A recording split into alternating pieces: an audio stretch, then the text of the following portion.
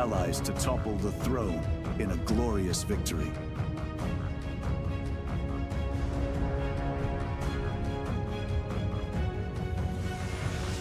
AllReasonNoLogic, hosting King of the Hill lobbies, most Sundays.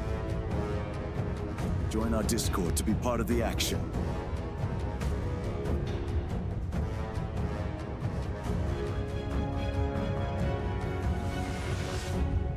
See you in game, Commanders.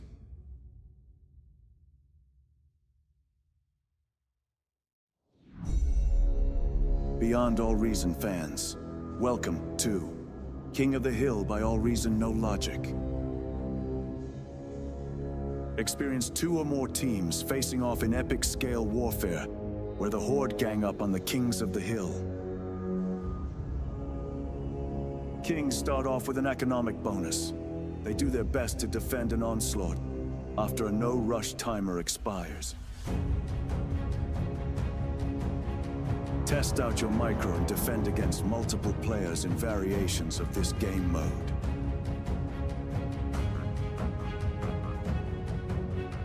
Or be part of the masses.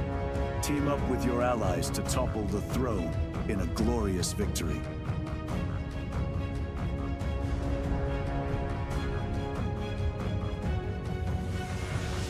AllReasonNoLogic, hosting King of the Hill lobbies, most Sundays.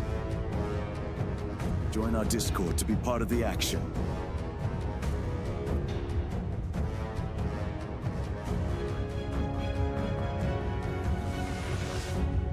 See you in game, Commanders.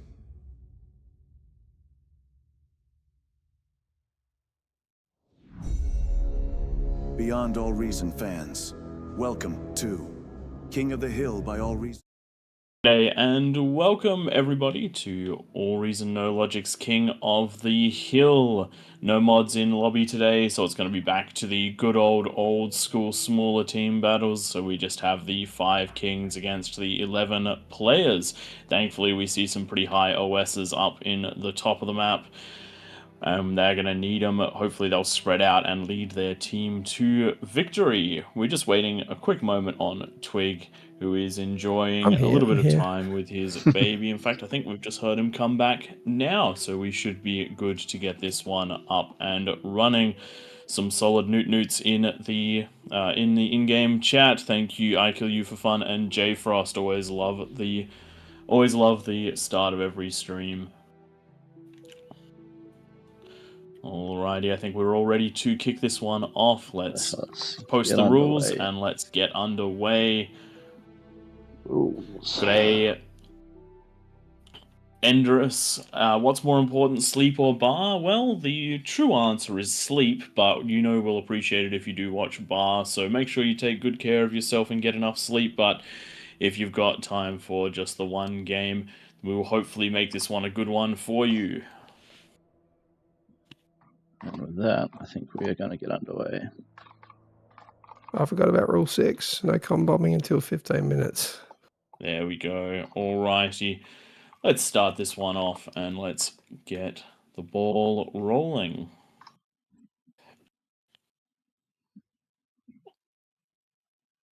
And happy Father's Day to those who are fathers out there. Congratulations to Twig for being a father.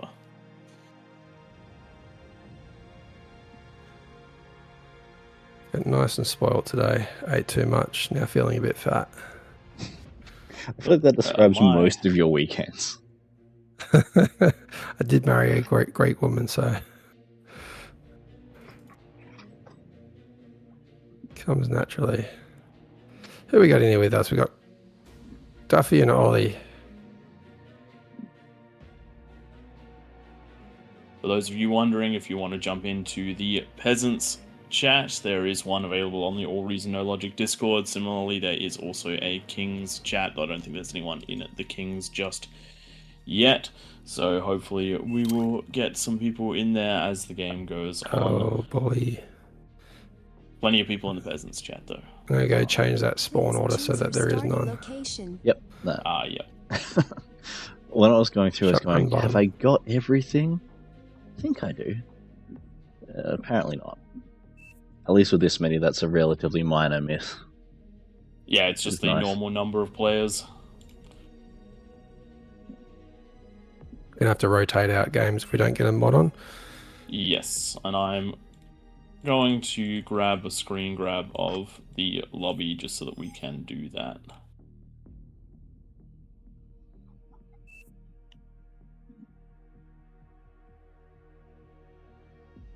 Oh, we got some high hours players against us. Yes, That we is do. a good thing. Nice challenge. I feel like this is the one that I practiced the least out of all of them. And we don't have the lava in this one, so just gotta have the peasants around the outside respect that we can't take the metal inside the line that's being drawn on stream. And if one of the peasants that knows the rules that's listening in can do the same circle for those that aren't maybe listening, that'd be fantastic. Explain it to them. It's going to drag us into the other channel, by the way, boys. Casting couch.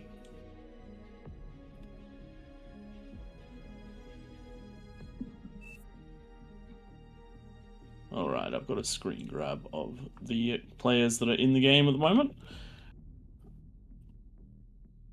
And I'll swap us over to the main screen. There we go. Let's kick this one off and let's do our best. Hopefully I'm not against some particularly strong players, but stuck in between Twig and Tank Tom, I reckon I will be just fine. We are gonna find out what we have.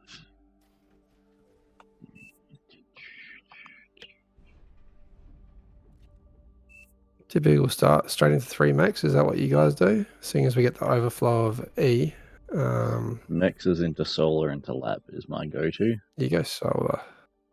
Suppose you get the reclaim. This is true. I don't reclaim them generally until the end anyway. It's because you've got the metal and it's faster per energy production to get up a solar than it is to do it across 3 or 4 wins. Yep. Is the reason that I do it. I've got the metal to burn at this stage, and it's trying to get resources up as fast as possible rather than necessarily being as efficient as I can. And you always end up needing the energy as soon as the constructors start coming out. That is correct. And to answer your question in chat, Endris, these games can go anywhere from about 13 minutes to half an hour, depending on how everything is going.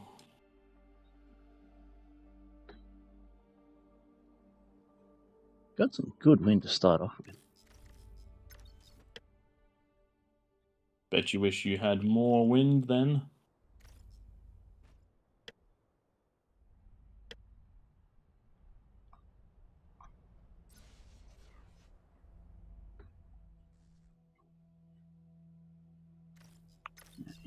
You're gonna be my converter boy.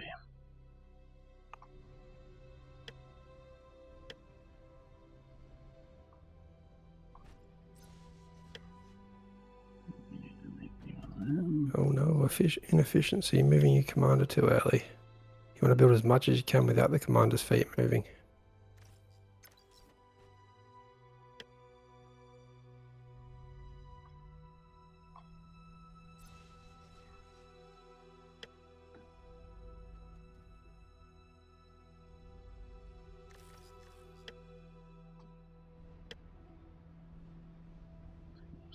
These, and I guess we'll see what we're up against.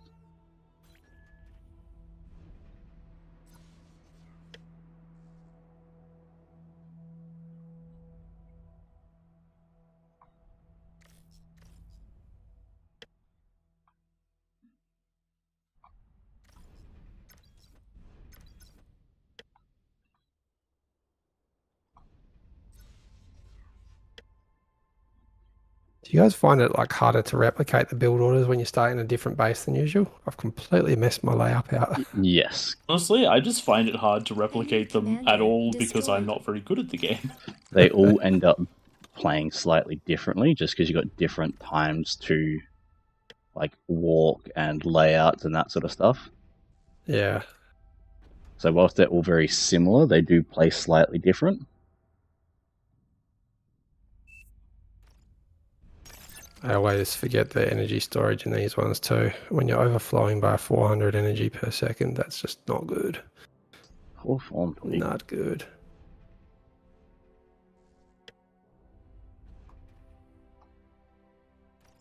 This first 5-6 minutes is all about scaling that build power with your energy, An allied commander your wind and your self-destructed. converters. Yep, getting up as much as you possibly can. Enemy commander destroyed.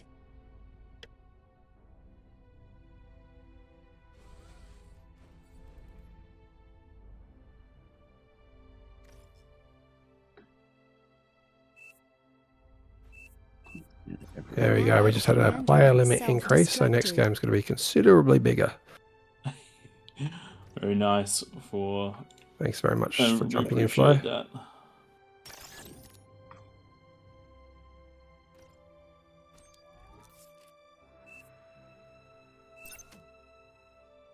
Oh, okay, I might have gone too early on this.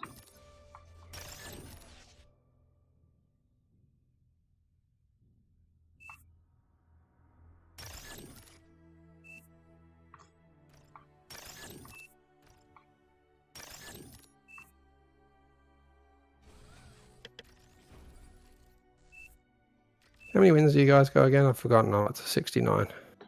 I Sounds am like a at good amount to stop on. 1,000 energy. Oh, yeah. Close to You're that, yep. well over I'm at that. 2,000 energy. I'm only going to need one of these guys. I'm going to convert all that energy now. Yeah, you got the conversion down. Enemy commander destroyed.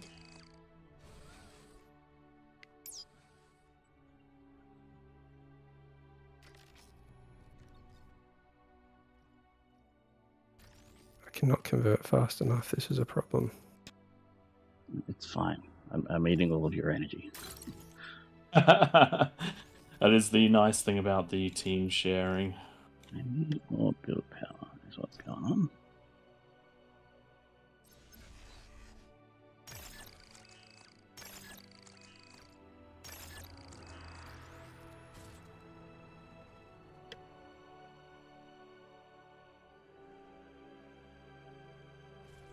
That's a misplace, but anyway.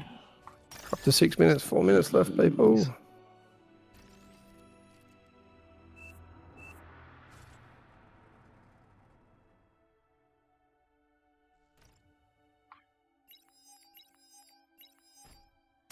Oh, wow. I have not upgraded my mexes to Tito. I'm sick. That's my excuse. Thanks for pinging me, Duffy. There is no excuses. Oh, You wow. are not allowed. You are not allowed. That's how good Duffy is. He's literally like looking over. Which one's Duffy? He's halfway through his fusion. So am I. I am asleep. I'm going to lose. Not quite halfway through mine, but we're getting there.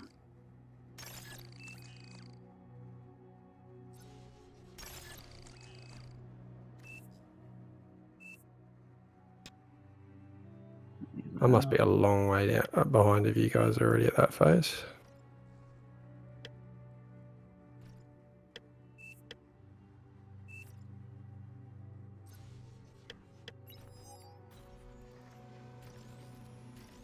Need power.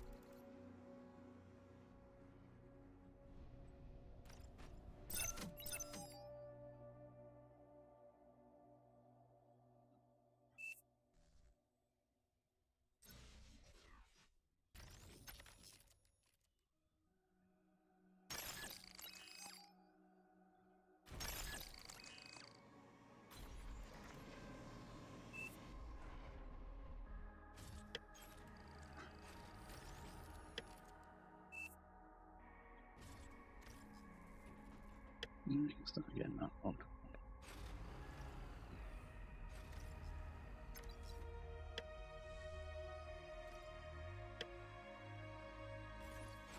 Oh wow! I didn't even finish one of my mechs as it's been decaying the whole time. Oh no, Twig. Jeez. Guys, can we end stream and restart for the night? No luck for you on that front, I'm I don't afraid. think that's Oh my quite how God. it goes. Oh my god!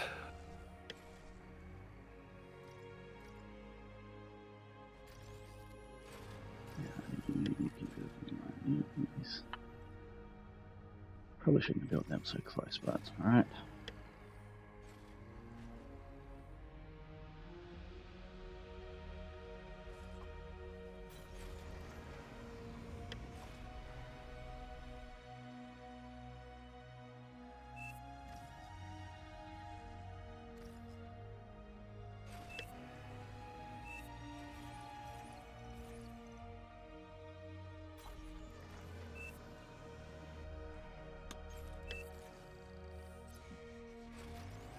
What do we got? 1 minute.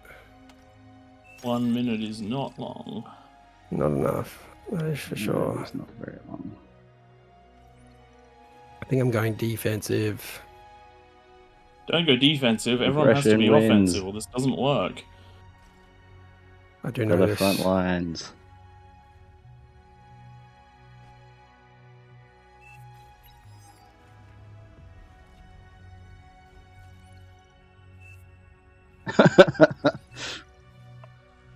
I like what I'm seeing there, Duffy.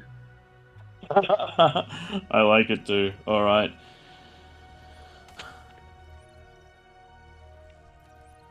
I am seeing a lot of units that I'm against. A lot. I'm not seeing anything, which concerns me. Yeah, if you can't see anything, it normally means that they're under cloaks, which is 10 minutes is up. Here they come. Yep. let's get them, I guess. Let's go. Ticks. I can deal with ticks. I'm against some high OS over here. You'll be T2 fine. In fact, unit I'm- detected. I'm seeing 3 colors. How have I got 3 colors in my lane? There'll be one had player three. with 3 colors. Ah, No, my big attack is failed. Quick reset, go again. Yep.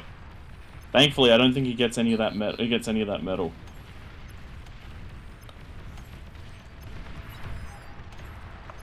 Enemy commander destroyed. I am in no look at it. okay. Okay, I've got problems.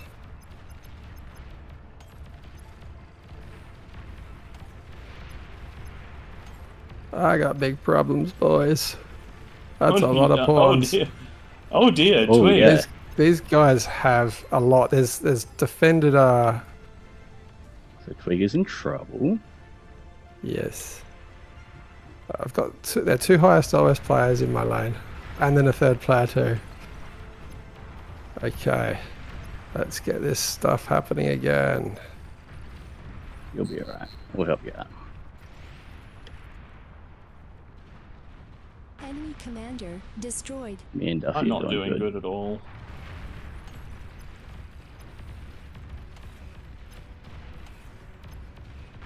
Enemy commander yeah. destroyed.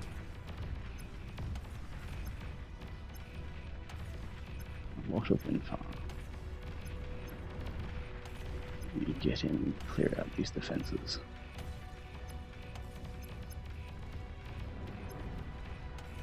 That's a comm, so we're going to ignore that. And I need to get a constructor on out.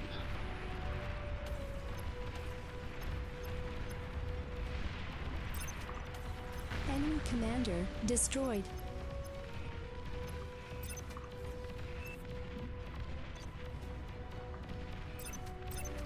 Hey, this is going a little better now. Okay. How did it is for you guys? Get on out and help you guys in a sec.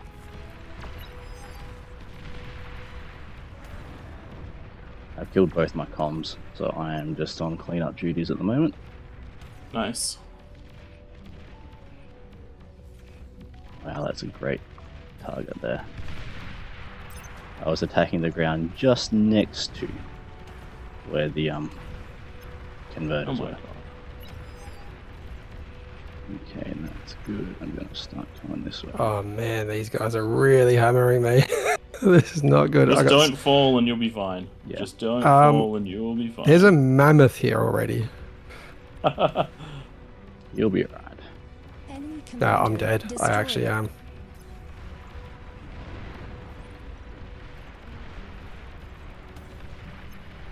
An allied commander Yeah, I'm has dead. died. I'm as good as dead. Nicely done, boys. Spam.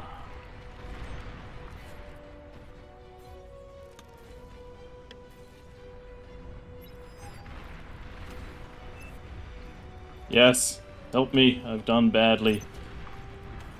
Someone's got to come bail you guys out here quick. Yeah, who's won their lane yet? Me and Take Duffy are Tom's one doing is good. what is lane? There we go. I'm about to fall. This is the first time I've cleanly fallen, I reckon. Sure it is. The first time that he can remember.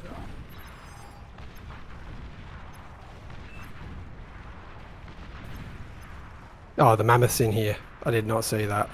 There is no stopping the mammoth. Weren't you talking about the mammoth that was on its way? Yeah, I'm half asleep.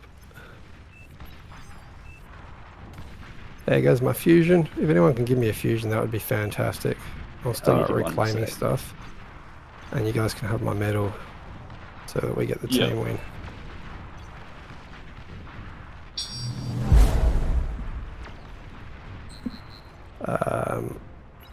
Yeah, whoever gives me energy real quick will get lots of metal.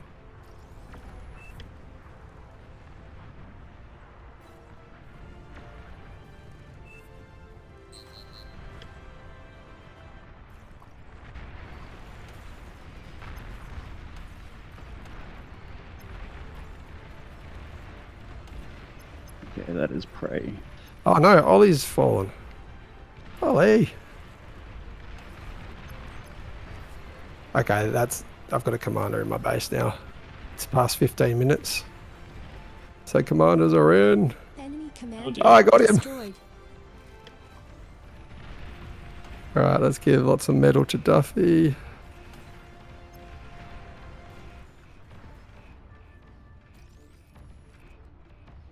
Trying to prevent this for as long as possible. Oh, what am I building that for? That's silly.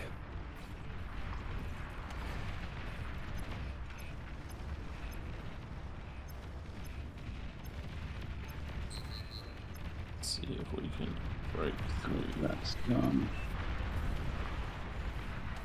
Enemy commander destroyed. Nice. That's all of that cleared. Cool.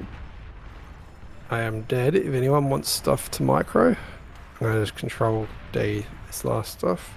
Yeah, you've got some stuff in my base.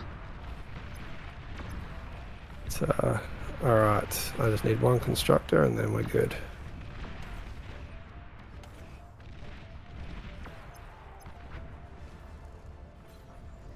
Prey, unfortunately, you're going to get a lot of pressure shortly. Sorry. That's okay. Let's deal with that. Would I be able to get a constructor, Tom? Yeah, I've got two that are coming out for you. So, Yeah.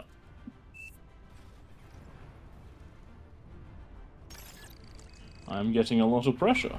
And all of my build power's on Rome now too. wait. Thank you, Tom. Let me see what's in the middle. Ah, yes. Nice. Here comes pressure for prey. You got lots of ticks coming. Yeah, I see those. I did not build one of these fast enough. Can I get this guy here, Tom? Specifically want to build one type of unit. Okay.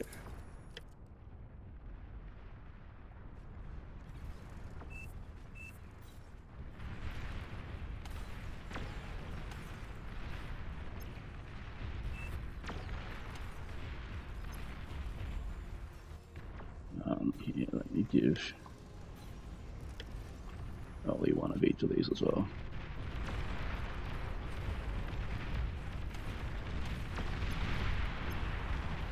I'm coming, Prey.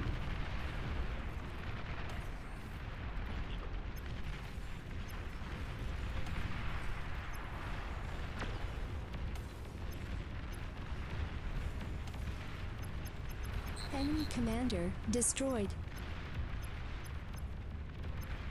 It's alright, we're doing fine. We're doing fine. The back of the map is coming to clean this all up.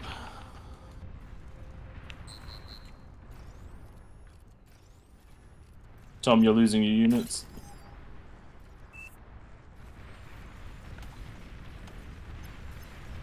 You can give me one res bot so I can get back into this. You should have a fusion and some conversion. What at did I the just moment. get given? I just got given res bots. That's a lot. Yeah, I just gave you a bunch of respots. Thank you. Just gonna go res all the extractors and stuff. Just keep pushing in.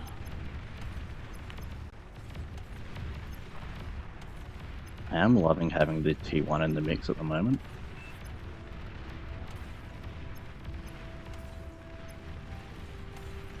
Does nice things for the build. Is everyone else going on? Duffy's on clean up all the way around. Yeah, thank goodness. Yeah, as soon as Yeah, I the saw crazy thing is we've been fighting this one for a long time with a lot more players. Like we've been running Claymore with like 21 players or thereabouts. So basically it's a 3 to 4 versus 1 in every situation. I actually think that we struggled harder this time with less players in it. Yeah, it's because, like we always say, you got less players, you got more metal for each player. T3 unit detected.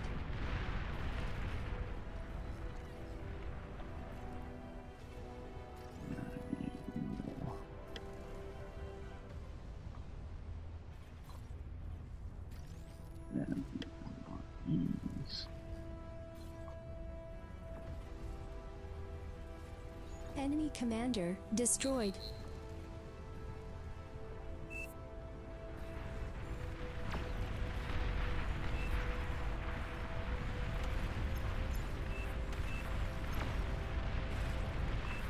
The heads up, you don't actually have to be able to see the enemy to hit them if you're if you can see where their shots are coming from. Enemy commander destroyed. Nicely played, guys. Thanks for carrying. That's what Alrighty then, that was a little bit tense. Sorry about Battle the ended. drop off of conversation between about the 10 and 15-minute mark. There was some bad choices made, a very good comm in my lane, and some twig absolutely getting destroyed. Look at Have a that quick look damage at those received. graphs. Damage received Yeah, hurt. the damage dealt's actually pretty good across the whole team, except for me. Jesus, I did bad. Damage received, yeah, you certainly took the brunt. All right, let's get to the this next one one, I ready. Looks reckon. like we're going to be going into Throne for the next one, which is a very nice map for those mid-sized games. We're not quite big enough that we need to move on to the Raptor Crater. Throne is one of my absolute favorites, and since we don't have to worry about rotating people out, I'm very happy about that one. Question is, are we going to play in this one, or are we going to cast it? I think you can choose. You've I done think so much for casting the- over the time that we've I been think for the doing 43 people that we've got in chat in the that are watching, I might duck out and cast this one just so that everyone has a good view of what's going on. Seeing as I'm a little bit sick, so I don't really want to talk too much, I might actually play it. Sounds good. That's In fair. fact, why don't the two of you join forces in the same and work together for the rest of the game, and I'll chat to you through it and give everyone a bit of a bird's eye view of what's going on. That's right, if you want to stream snipe Twig and Tank Tom, this is the game to do it, because they're going to be in it, and they're also going to be the main focus of what is going on. We need for this, we need 7 people in the center. Yeah. Well, we're building this lobby out, it's a bit of story time today. And for those of you that are technologically inclined, this is a story about AV1 encoding. So recently, for some work stuff, I had to install a color accurate monitor, and I ran into an issue where I didn't have enough sources that I could use to generate an image on that color accurate monitor, so I had to add a second GPU into my rig. I ended up getting an Intel Arc A780 because I wanted to support the underdogs, the guys that are getting into the market to try and compete with Nvidia and AMD. Had some slight teething issues to do with port sharing, but I'm also routing it through the chipset, so it's probably not in the best spot it could be. Just a quick heads up, we're looking for 7 kings, by the way, so we've got to balance that one out for the 7 kings. Anyway, Twigger's been taking care of most of the editing and uploading, but in the past week, I did the most recent edit for the current King of the Hill that will be coming out later tonight, and I got the chance to use the AV1 encoding that's hardware on the Intel chips. Okay, I kind of get it. I kind of get why people are so interested in AV1 encoding.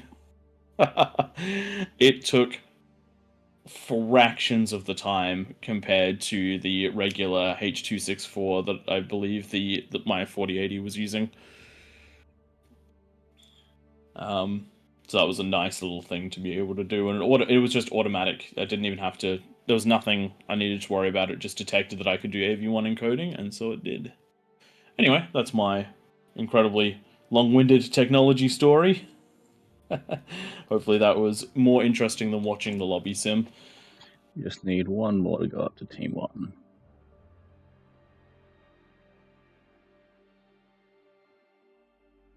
We need, in fact, 2 more to go up to Team 1. And then we'll start distributing those bonuses. Do bear in mind we do have Cookie in the King's team, which is a force multiplier.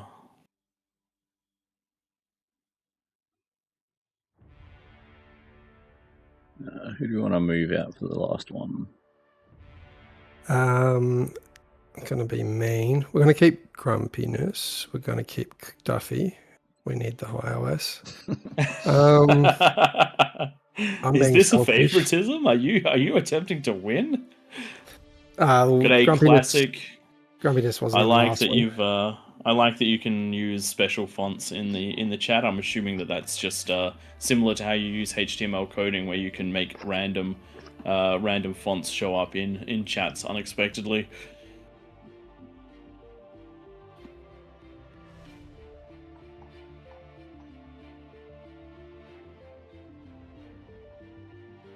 There we go. Cheers, Ollie. Ollie's jumped up. What are we doing for the bonus on this one? What have we got? 45s. 45. I would say plus 55 or plus 50 is a pretty fair go. We'll go plus 50. Challenge yourselves. 50 will be rough, just as a heads up. Yeah, yes. We've not seen a win on 50 for a while.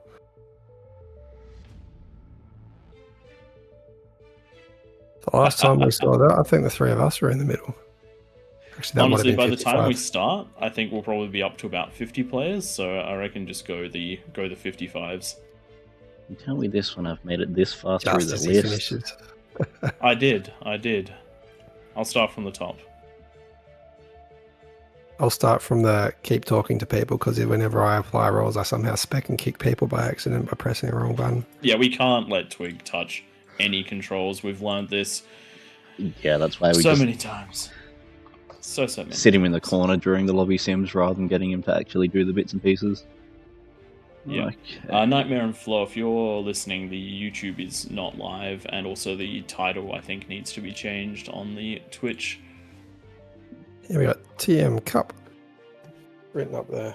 Oh, no. Yeah, it is. It does say TM Cup. I'm just going to restart the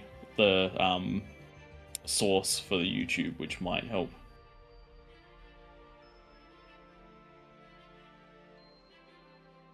I'll get some rules for throne. Yes, let's make sure we paste those ones in. I'm just going through checking all the IDs, and I think we should be pretty well good to go. For our throne, it's pretty much just the norm. There's no rules on com rushes. You can do that whenever.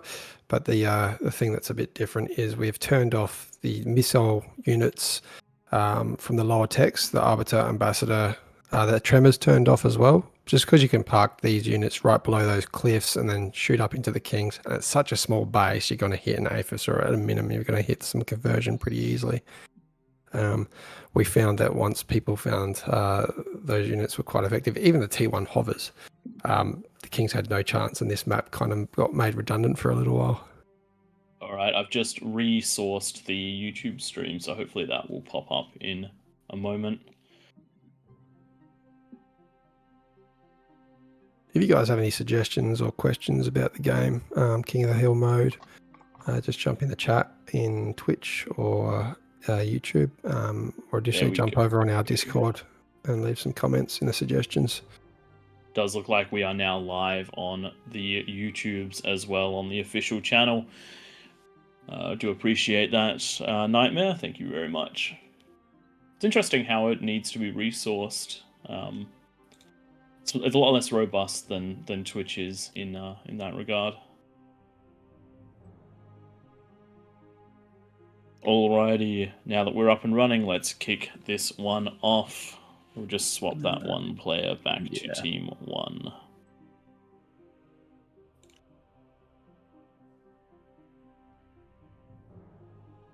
It looked like the download was almost finished, and I've still got a couple of people getting ready. For anyone watching, if you do want to jump into these matches, they are open to everyone. The one thing we ask you to do is to just open a lobby or a skirmish, download Throne and Raptor Creator ahead of time, just so that you're not downloading during while we're setting up the lobbies. There will hit a point where we will have to just kick anyone that isn't finished downloading, so that we can get underway. So if you want to make sure that doesn't happen to you, pre-download's always a fun time. It's a good question, J Frost, with the T3 artillery not being banned, and it's essentially, if you can get to that stage, then we do need ways, like the peasants do need ways to be able to actually crack the Kings, and if you can scale to T3, that's a really good way of doing it. Yeah, essentially, once you get to T3 stage, you should have the T3 defense up as well. Exactly. As in defense ready for T3. But if you've got, the T1 missiles, you run with the standard start getting shelled, panic trying to get shields down before everything goes pop. Alright, can we get a lock on the lobby just so that we can get this one up and running? And then we'll unlock it as soon as we're going. And my prediction of 50 players was a little bit off. We're going to be up at 60 by the time we start. But yeah, one of the big things is at 10 minutes, it would be very easy to set up, say, 10 Arbiters in 6 places, and that would be game over for the Kings just instantly.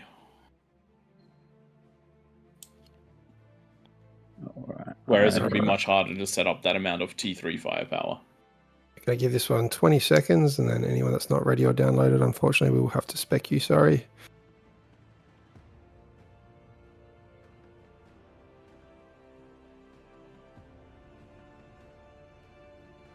G'day, Sardonic Wraith. There's no such thing as an obsolete PC. It just turns into a streaming box or some sort of server. I'm guessing that means that you feel like yours is a little bit behind to actually jump on in the games. Thankfully, Beyond All Reason does run actually surprisingly well on a lot of different hardware, despite the sheer number of units. It can get a bit rough for King of the Hill, though, because we do actually run into unit cap issues. So, I find that the King of the Hill tends to run better than, like, Team v Team games at this size.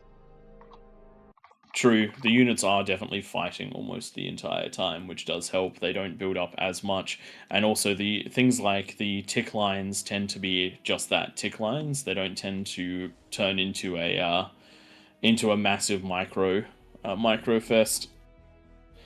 And if anybody's ever tried to build themselves a huge amount of construction turrets towards the end of a massive game, and you use the Control Alt Shift command to do it, so then they build at random and they best allocate themselves. Oh man, oh man, does it slow the game down? Because I think that by doing that, you've issued thousands upon thousands of commands instantaneously.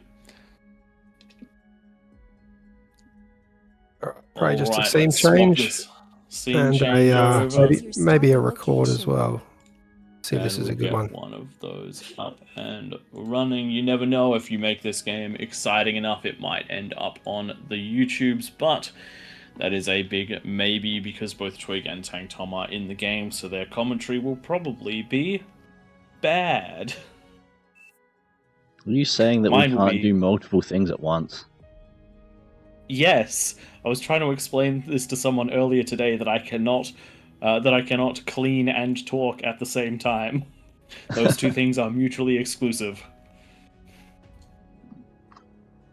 So we have 3 red players for the red team that look very similar color. If you see a red unit doing a really good thing, it's mine. It's stuffing up, it's Tom's. No, it's not. It's going to be Pormonts or Duffy's. If you see a red unit just derping itself in a corner, 100% that's Twiggo's. The real question is, just do we remember, want to go from with the last Arm game, or he is sick, so he's that's just bad excuses.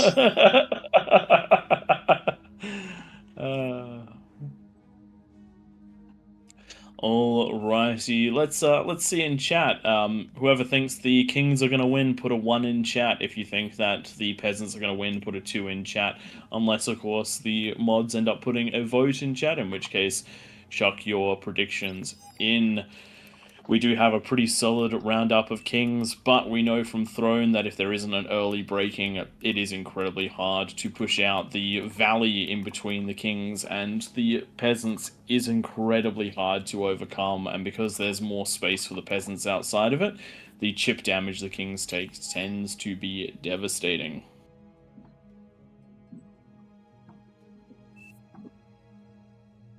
I should probably stick that somewhere where you're watching too. That's why those chats are the same, because they're the same stream open in that window. Looks like someone on the AllReasonNoLogic account has put a 1 in both the Twitch and the YouTube chat, so I think it might be Twig or Tank Tom that are trying to get the votes skewed in their favor. Hello and welcome everybody to King of the Hill on Throne. Today you're joining me for an exciting game of 56 versus 7, and even better than that, Twig and Tank Tom are in the middle, and not just that, they're on comms while they're playing with me. For those of you wondering whether that's fair, maybe not, but we also think that there's a lot of people watching the stream listening to what's going on, so all secrets will be revealed to all. So what is it that's going on? Right now we have a 10-minute no rush that is denoted by that beautiful lava and, interestingly enough, the topography change which allows this to happen. Throne is normally stacked on its way up, but in this particular circumstance, it's got a lovely donut that everyone has to deal with. That is brought to you by Chronographer from the AllReasonNoLogic Discord. Big thanks to that one. So, how do the Kings win, considering there's only 7 of them? Well, they've got a plus 55% bonus, and if you've ever watched Game of Thrones, you would have heard the concept that 1 is greater than 5, if that 1 is a fist and the 5 are individual fingers. But there's some pretty fierce competition around the outside. Looking at the bottom right-hand side, we do have a devastatingly powerful player, Milady. We've seen some incredible builds out of them in the past few weeks. In particular, there was a great Raptor Creator match where they managed to, on their own, match the eco of a player that was doing co-op eco. And right next to them is Amir of similar fame. So this should be an absolutely devastating position to push out from, but the Kings are backed up by some very powerful players themselves. Pormont known for absolutely amazing attacks as well as solid defenses. And then we also have Duffy in the top of the map, who is known for the absolutely amazing co-op peasant play, as well as some incredibly solid early T3 out of the Kings, not to mention two shitters, Tank Tom and Twig, who may or may not lose the game for the Kings. I just hope that Now, a couple of Amir and Melody aren't down the bottom right where all the most powerful players seem to always go in this game. It does seem to be it certainly does seem to be a thing. And with T2 already running, they're going to be in a position of power. Now, a couple of other things to note. There are a few unit tweaks. So, for example, you won't be seeing certain missile artillery at the T2 level. It is available at the T3, but we're not going to be able to shell the top of the map with arbiters, and air is off. Now, getting underway, Twig, why don't you run us through your build at the moment? It looks a little bit chaotic, it looks a little bit hectic. In fact, one of your solars is not aligned with the others. How does this make you feel? Are your parents proud of you for being such a failure? They're going to be gone soon. I'm actually just trying to get my eco as far away from this wing as possible by the time we get to the 10-minute mark. So all the stuff you see is going to be gone. He says building energy converters right by the edge. They'll be gone. Tank Tom, with a lot more structure on this end, even though it does seem to look a little bit chaotic, run me through what your plan is before the 10-minute mark. The plan was going to be to get this T2 up, which I'm bottoming out my metal, which is not then ideal. Eat your storage. I don't know why you wouldn't do that. But you are doing one of the cardinal sins. You're constructing other things at the same time as your T2 lab. You've got a comm there, in range. Eat it with your comm, man. You got someone trying to talk to me at the same time as well. Does not help things. Look, let's just be honest. If you've watched Tank Tom's Road to OS 25, one of the things that we have gotten into the habit of doing is critiquing each other's play, because we all want to end up at that magical OS 50, though I don't think any of us are quite at that level yet. Especially when you look at what's going on down at the bottom of the map, where you have players like Classic Milady and Emir that are all working together near flawlessly to be pushing out this energy and getting themselves in a great position to carry this game if they need to. But looking at the top of the map as well, we're also seeing a couple of other co-op positions doing it decently well as a few that are not quite as far ahead. When you build labs individually, you tend to fall a little bit behind in those spots, but I do love that there is quite a lot of sharing going on. Now, for those of you wondering, what's with the lack of C on throne? Well, we noticed that when we had C, we ended up with quite a lot of players that would go into a C economy and then wouldn't really contribute to the rest of the match. So instead, we have dried the C out, and now we have these spots where people start with basically nothing, but they are the tipping point of the match. If the middle can hold long enough, then these outside of the map will scale hard enough to overtake the Kings. If the middle can't hold enough, then these players need to come online early to help them hold the line. If they do not, it tends to be a King's victory.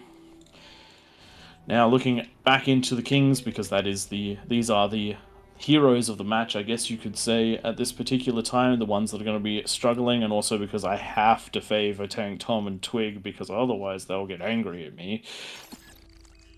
It does look like we've got that T2 economy starting to roll. Twig has got his T2 extractors going.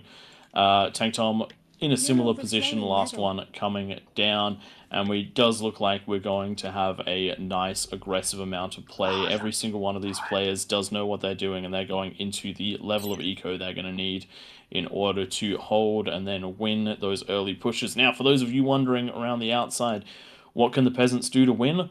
Constant aggression. If you control that middle tier and you can shell up to the high ground, you will eventually break through the Kings. If you do not control that middle tier, the Kings will be able to gain access to all of that additional metal, but more importantly, space. Right now, the Kings are limited on space. If their builds aren't perfect, then they're going to be very limited on what they can do. They're going to be constantly micromanaging in their bases. Units won't be able to flow from player to player to help, and the Kings will not escalate their advantage into the late game. So, unlike on Raptor Crater, the T1 rush doesn't tend to work out quite as well as it does there, because the sheer amount of defenses that can be placed by the players directly in front of the ramps is astounding. However, using T1 for scouting and then using T2 with long range, things like Sheldons, Hounds, in particular Starlights, if you can get them rolling, is phenomenal. The other big one that the Kings are incredibly weak to is anything that can traverse a wall. So if you can run up here with some spiders, you're going to get damage done. The Kings need to build defenses against it, but this is a game of choices. You cannot choose to do absolutely everything in the game. Otherwise, you'll end up behind in all of them. There is no jack of all trade in this case. A couple of other things to note. On the peasant side, these cliffs are not always the barriers that you would expect.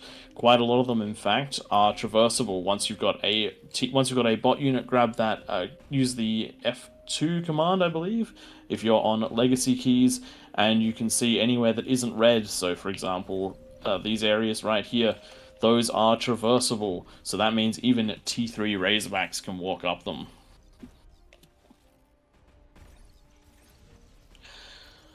All right, with 20 seconds to, with 2 minutes to go. I was going to say 20 Probably seconds. You guys out just there. God damn, we're not that close. With a little under 2 minutes to go, this is the sort of time that the Kings are going to have to start putting their money where their mouth is and getting their defenses rolling, as well as the peasants are going to have to start getting ready to receive those attacks. Comms are the absolute peak of defense against T2 and T3 units. An invisible comm sitting in the right place can do a ludicrous amount of damage. In one of last week's matches, there was a game that was reasonably close. The peasants were slightly winning, but on the bottom half of the map, a push of over 150... oh dear, I've forgotten the name of the lightning tanks. Jaguars.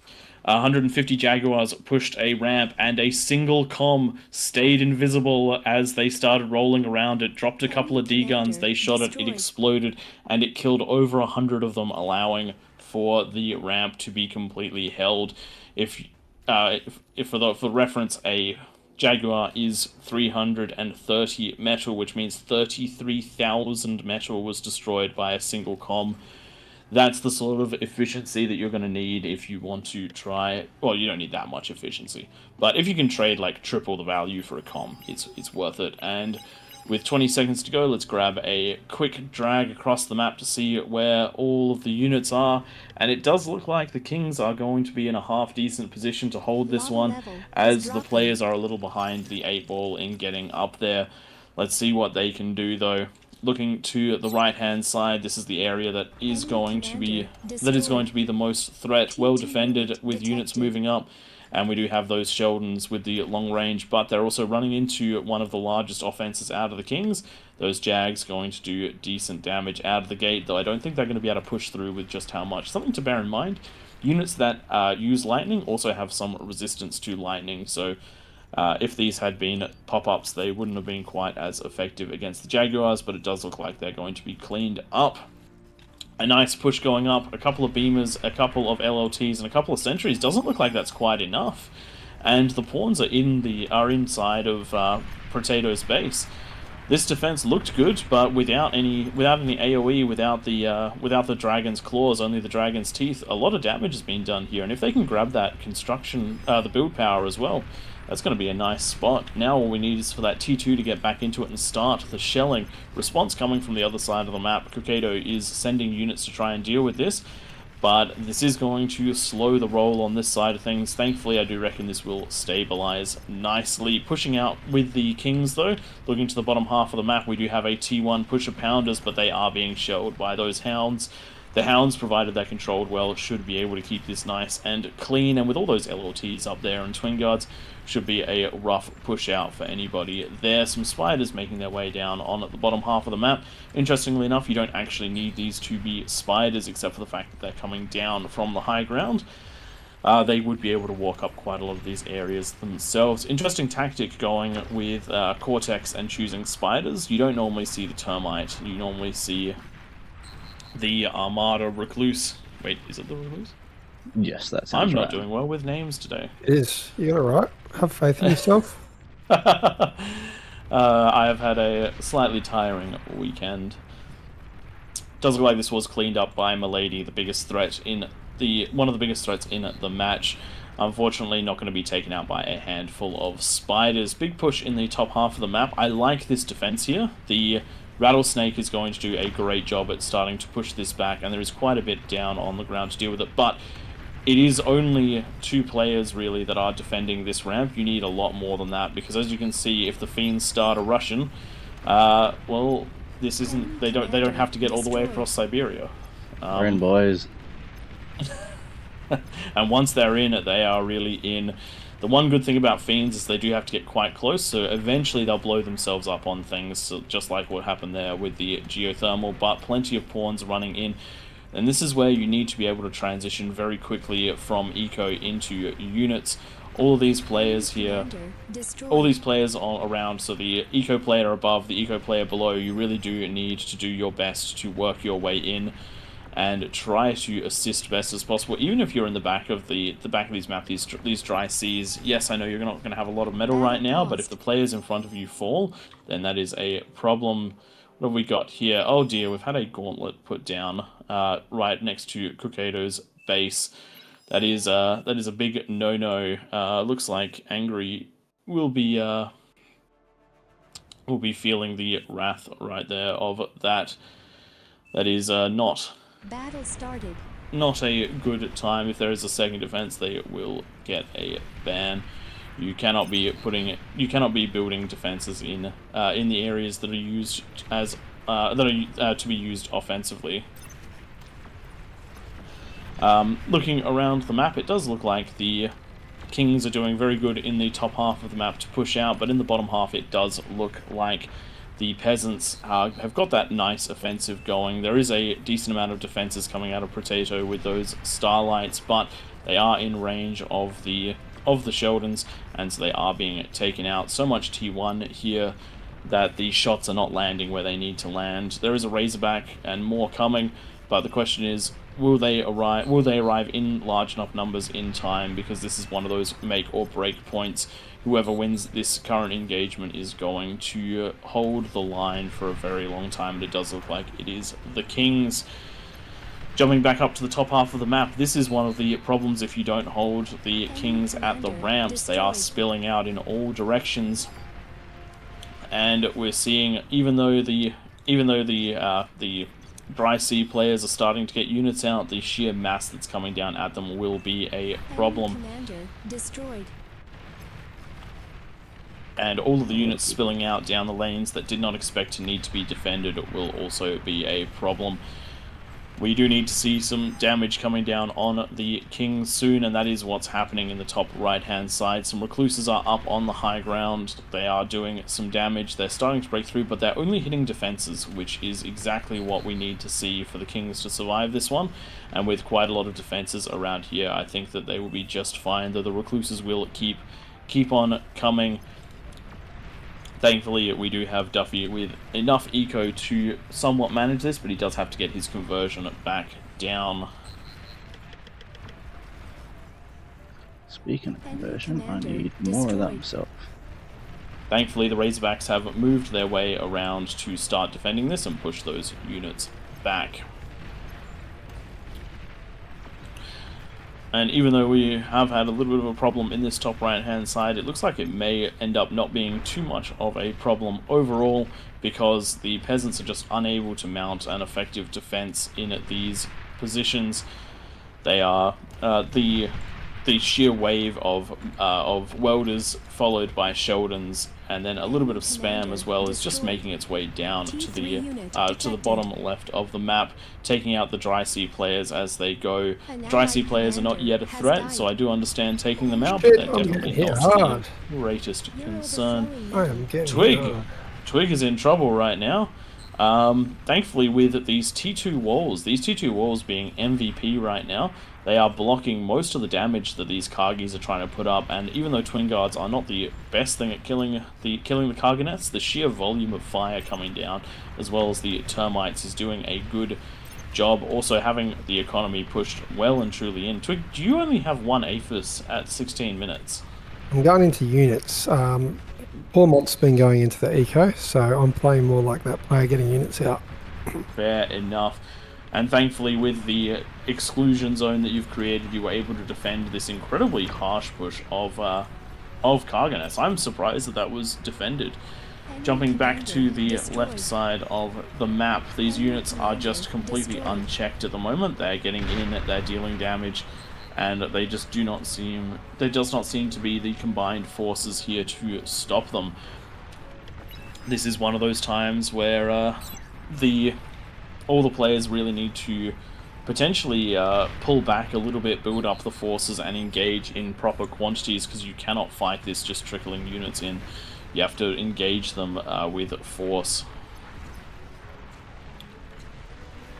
But they are not the only place with problems. We do see Tank Tom is pushing out with a vengeance, making his way up towards one of the danger zones of the map, trying to get as much damage done as possible, and this attack is going to force units that could otherwise be used for defending that higher ground into a position where they have to defend. Unfortunately for Tank Tom, though, running into a couple of scuttles, taking out a lot of those T2 units. The Pounders being the only ones left, and I don't believe Pounders can actually make it up that cliff. It does look like an unbroken red line, so they might look like a threat, but they're not actually too bad of one. And the real problem they're going to run into is whether or not the power corner in the bottom right manages to find a way in, and it just doesn't look like they're going to. Twig's strategy of pulling right back from the edge seems to be working out very, very well. Finally, the attack on the left-hand side has been repelled, but a huge amount of damage is done, and I think the only reason it's being repelled is because that attack is now heading up to the top, into the top middle of the map. Acom doing a great job with 31 kills at this point, and managing to back out. It does look like the rest of this attack is mostly spam, which I think will get cleaned up nicely. So good defending right here from Retired Panda and Palpic, who are holding the line here. We do need to see some backup though from a few of the other players around them. Right now we don't see I Kill You for Fun under too much threat, and so those snipers would be a great option to push down, not to mention the sheer amount of reclaim around. You have to put your units where the defenses are, or where the defense is needed. Looking at the rest of the map, it does look like some of the outer players are starting to come online, with fusions online, Aphises coming up, and a T3 lab as well. This should start to tip some units in. The sort of things that are going to be wildly effective here are your catapults, because even if the other players do get shields, you can still lob those missiles at will. You also do have the option of building vanguards. They are going to be quite strong as well, but you can be blocked by shields, but in enough numbers that just doesn't matter. Looking at the income right now, it is very even at approximately 1500 with approximately 1900 without reclaim for the Kings to 2300 for the peasants. So even though the peasants have taken a substantial amount of damage, this top left corner falling, not completely but mostly, the Kings are not pulling too far ahead. This is the normal progression of the game, where there is one area that the Kings do put a lot of force onto, but it doesn't necessarily mean the game is over. It's how the peasants react to it that matters.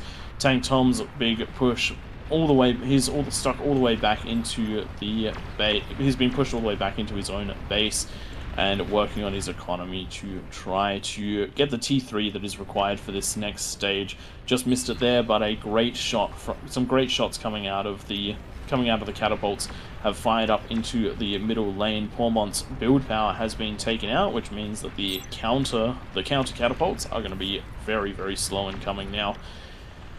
If they can get a couple more shots on it, they will be able to punch straight into those advanced converters, which I reckon will detonate that entire entrance open. But we do have Grumpiness's Titans coming in to try and defend this one, and those will be a staunch wall that will be hard to push through. But looking at the top of the map, all of that defense has done an incredibly good job, but it is finally starting to fall. Retired Panda and Palpakip have done an absolutely amazing job of holding this, but with the limited supports provided by the players around them, there really was only so much time that they could continue to hold out. And with the beamers falling, with the construction power falling, and now with the conversion down, it's just going to be a matter of time before this Bastion of Hope is completely destroyed.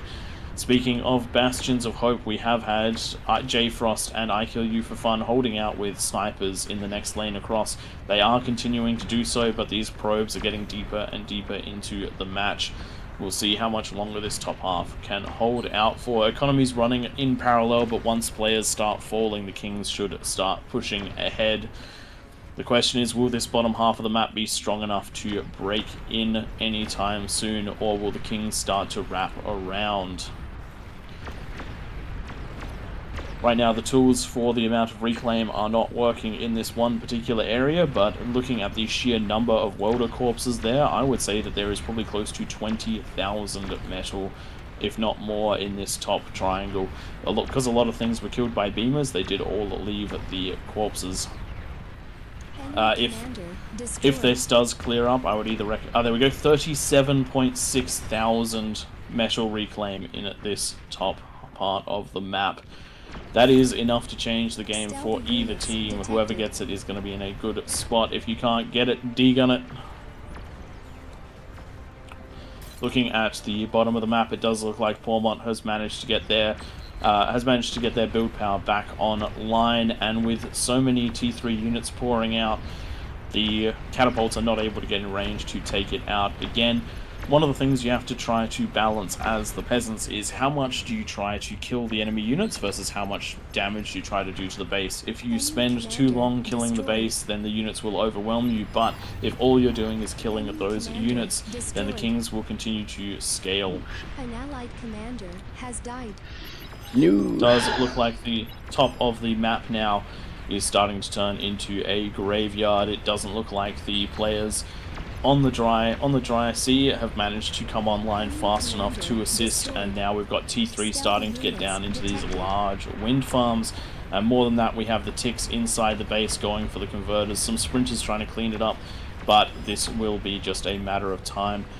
And because of all of the chain reacting, these ecos are going down in a big way. This is going to even things up quite nicely, though. Looking at the economy, it is well in favor of the peasants because they are getting a bunch of the reclaim. God damn. You're overflowing metal. I am One of the fully things we reset. desperately need to see out of the what happened, Tom? Carl no. got up the back. Oh dear, vanguards. Oh no, they're your vanguards. I had Kargs come up the back. All the Karganeths that were targeting Twig came their way across to Tank Tom, and they have cleared him out. Tank Tom's going to need this is a complete reset for Tank Tom. This has just dropped the King's economy from 2,000 to 1,500, which means that 25% of the metal income is off of the map for the Kings. This is a absolutely devastating blow, and this is one of the reasons that when you're the Kings, you have to win in a convincing fashion, because even a single broken lane for the Kings can result in a massive loss, because you're losing a seventh of your entire team from a single player going down. But not only that, that attack avenue becomes a opening into the heart of the base. All that would need to happen right now is for a large volume of either vanguards or other units that can climb those walls to punch on in. Not to mention the Kings now have to devote a lot of their energy to defending that position, which was being taken up by Tank Tom, so the units that are needed for defense are not going to be in the other locations. And we can see that immediately as the build power has gone down for Pormont, and these Titans are out there basically undefended.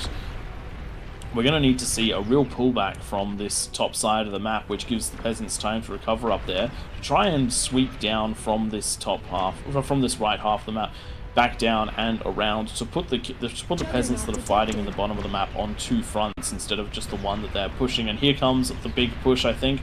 We're getting a large number of ticks, we're getting juggernauts, and we're getting demons pushing in. The juggernaut is an existential threat in this situation, because regardless of whether it does the damage, if it gets in, its explosion will do the damage for the kings. For the peasants. So as long as it walks up, though, it does look like the corpses of the demons are its biggest problem. Twig has played defensively on this one, has held his area, but the question is, can Twig hold all these demons that are running straight into the middle of the map? I don't actually reckon that there's anything that's going to clear this demon up before it at least gets the build power in the middle of the map. And if the build power gets taken out, then there goes the Titans. And I do believe that the Kings are essentially done for now, unless we see some sort of miracle, because with another player going down, the middle eco is gone, the T3 defenses are gone, and even though the Kings have done such a good job of clearing the top of the map, I reckon that they're toast. Twig, your comm was not in a position. This is all your fault. Yes, Pokemon was in my lane defending Cardi's. This is why, as the eco position, I mean, I don't know where that comm went as eco position in the middle. I always keep it, just in case. But obviously, we were never going to win that one. That was just... you have to get well done out of the peasants in the bottom half of the map. You guys tried the T1, you pushed with T2, you came over the walls with T3, you put pressure on with T3 at the ramps, and you sieged until you cracked and broke. And not only that, you rotated the units up to take out areas that, even though they had the information, the attack just hadn't come onto them. So really good timing right there. You do this one at like plus 70 last time, I reckon. I just feel like we could not compete. You definitely struggled, but consider that the top half of the map couldn't compete with the top half of the map couldn't compete either. One thing I did wrong was, rather than continuing to push that open top side we had, I tried to start fighting down the bottom where it was all heavily defended on the peasant side, and I should have just kept going around the outside and ignored this bottom side. It takes a long time to break the Kings. Even if you're in good positions, it takes a long time to break the Kings. If you are in a position to be walking around the outside dealing damage, that is 100% the call that should be made. The Kings are going with one final Razorback push. They've got one comm left, and it is not long for this world. We'll see how far this squad of 73, which was 100 Razorbacks, manages to push its way out. These have been shared between the different players that have energy left, though a bunch of them have gone to Grumpiness, who definitely doesn't have the energy to power them. But once these units fall, I think that's going to be the end for the Kings, and when the Kings are ready to, we'll appreciate a Control D out of that last comm, so we can start jumping into the next match. Very well played, though, out of the peasants. The scaling in this bottom half of the map was excellent, especially considering that they did not take the foot off of the gas the whole time. Top half of the map, particularly this top corner that was held by Palprica, and I do believe it was. I'm very sorry, I'm missing your name from the list now. But that one top spot was done incredibly well. You held for an incredibly long time against overwhelming forces, so nicely done. Yeah, GG, and well played by everyone. Let's get ready for the next game. If you enjoyed this one, like, subscribe. Jump into the AllReasonNoLogic Discord. If you're enjoying the stream, please feel free to leave a follow, leave a like, subscribe to the official, or jump over to jump over to our channels where we're also streaming this, and give us some love over there as well. We do appreciate it. Let's get the next one up and running. We'll see how big the lobby is, and we might move over to Raptor Crater.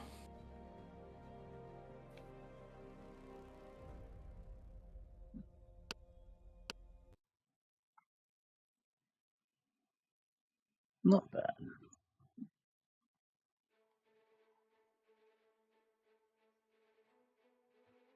I reckon I'll jump into spec for this one.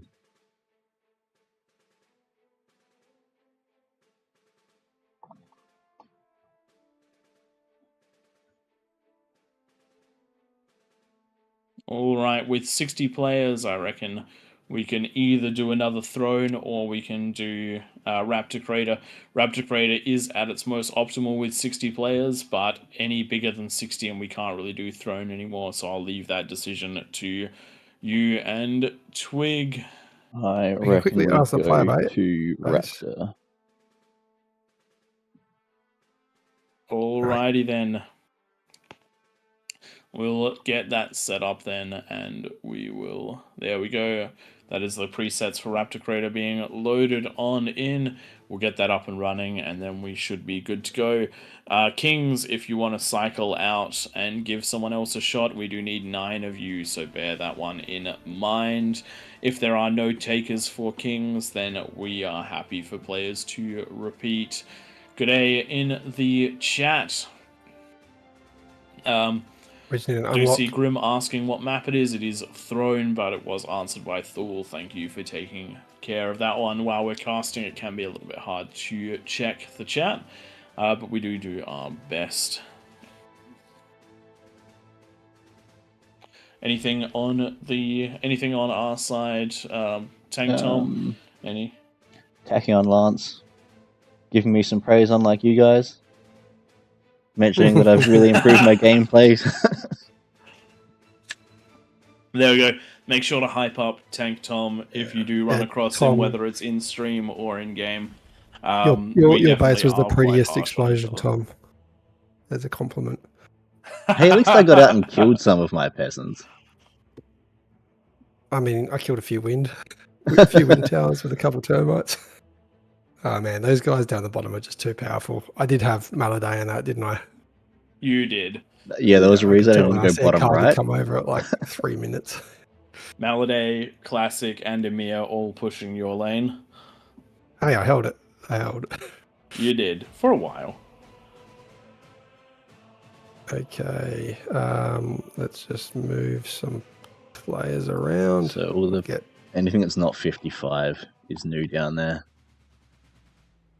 So we had Baby Evis last time, did we? I'm gonna say yes because they're 55.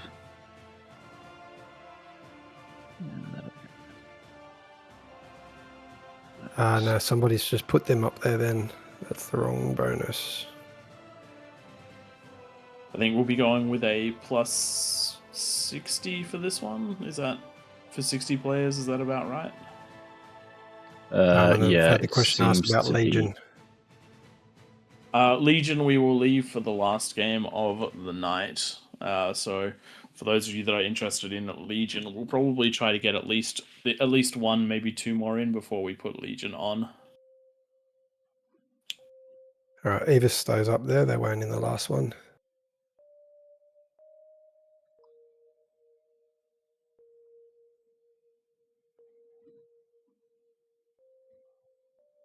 Kakado was in the last one, weren't they? And guys, you can jump back down if we don't get the 9.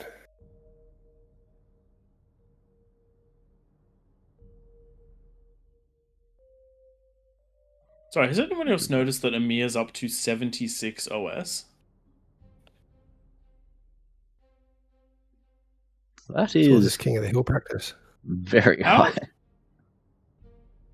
When the game starts favoring, like, if you the higher your skill is, the harder it is to push it further and further into your OS, because it will start favoring you, so you'll start getting less and less OS per match. That's crazy.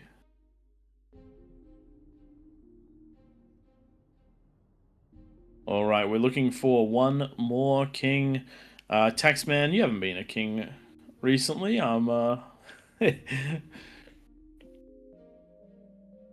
Give it 20 more seconds. If anyone doesn't jump down there, we'll let someone that's previously been a king jump down there. In fact, at this point, if someone who has previously been a king wants to jump down there, more than welcome.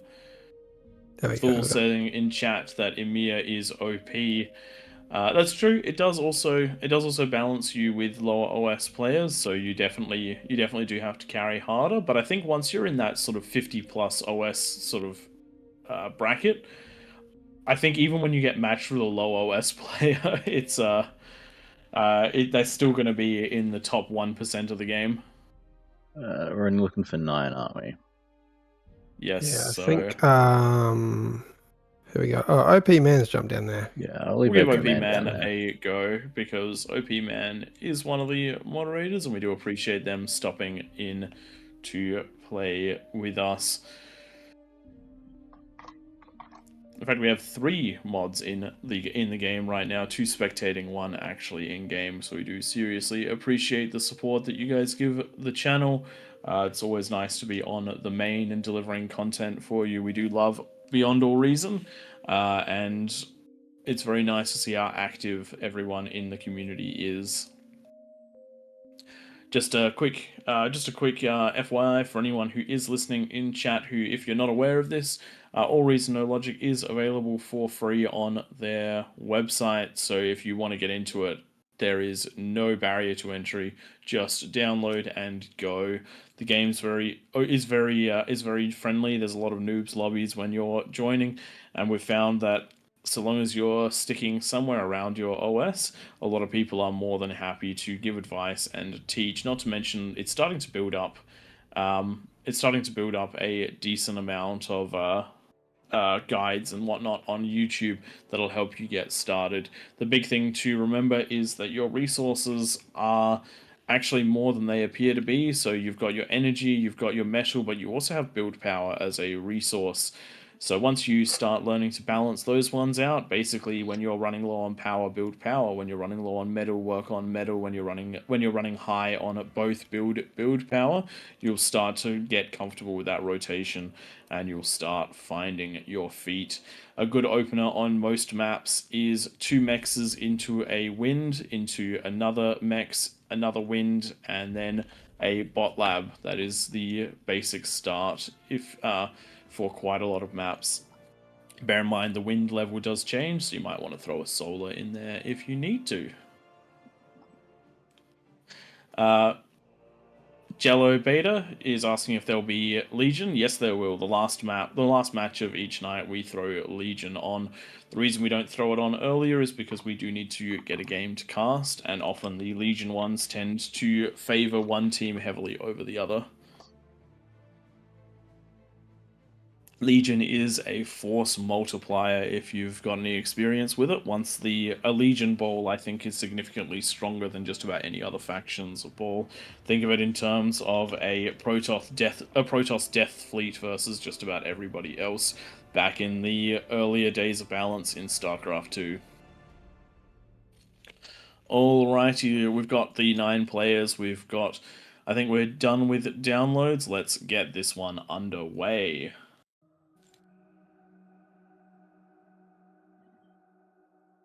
Looking at the 78 players, we probably need a plus 65. I actually think Ortab's yeah, right here. Definitely. I'll start at the bottom. Twig, are you sure you can do that? I'll just do the last player. I'll do one more. Okay, I'll do the other ones. I'll start. This is taking all my APM in focus. I'll get it right though. You should ask Nightmare about the events. Something that I saw in the chat, the in-game chat. He's mentioned something in there. New events role on the official Discord. Those ones. So in the one of the big things to do is join the official Discord.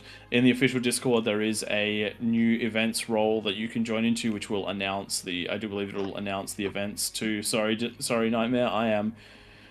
For whatever reason, when I see that the chat is red going directly to me, I miss it because red text is usually error encoding, so I blank that one out. But no, seriously, do join the official Discord because of there's always stuff upcoming, and it's the best place to keep up with what's going on in the game. G'day, Bass H. Thanks for joining us. And thanks for the follow, Mrs. Trumptastic. Much appreciated. Indeed, thank you for the follow. I'm just looking at some of the comments we've got from Dawn of My Requiem, having a chat to one of the other guys on our YouTube channel, mentioning how they reckon the Kings is going to be a very scary position to hold. There's definitely more consequence for your mistakes as a king, but can be good fun. It's the As sort to of be thing. expected when you're 1/9 of the team, a mistake is a massive deal, but when you're only 1/70th, a mistake is not so bad. The other thing that you can do is if you're considering jumping down there, now that we've got a fairly consistent map rhythm. did not set up properly, guys. Oh, that's interesting. I think I we don't need to dislike read. it. I think we wonder need to whether read. the map has changed, because that's the same one that we used to run. So I wonder whether something's adjusted and the map level is different to what it used to be. If Nightmare's there, maybe we can run your... Oh, we did have this issue last week, didn't we? Yeah. We had a different height map issue, but it didn't have... No, it was similar to this. We had a we don't actually have a hill in the middle this time. Oh, I think we might need to... read this one. Sorry, guys. Yeah. That's interesting, because that's the same one that we have been using previously, so I'm not sure what the Battle current one ended. is then. We'll get Nightmare to pop it, and then we'll just overwrite our presets. Yeah.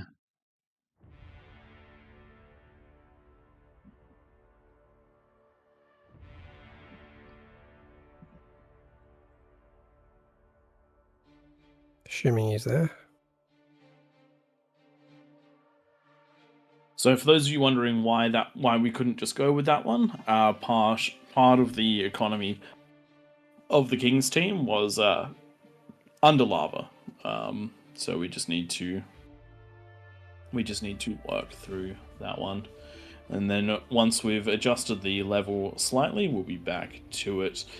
We are using some very experimental settings to make this work. Messing with the topography, I don't think is using the game as intended. Not to mention the fact that we do attempt to do this with very large numbers of people. We are most certainly pushing some of the edges of what is allowed. Got a retired now what? I see that you're posting a 5 into the chat. I'm not entirely sure what you would be voting for. 1 was Kings, 2 was Peasants for victory. I'm guessing 5 is for the casters to win, maybe? Well, I appreciate the vote of confidence, and I'm going to take it as 1.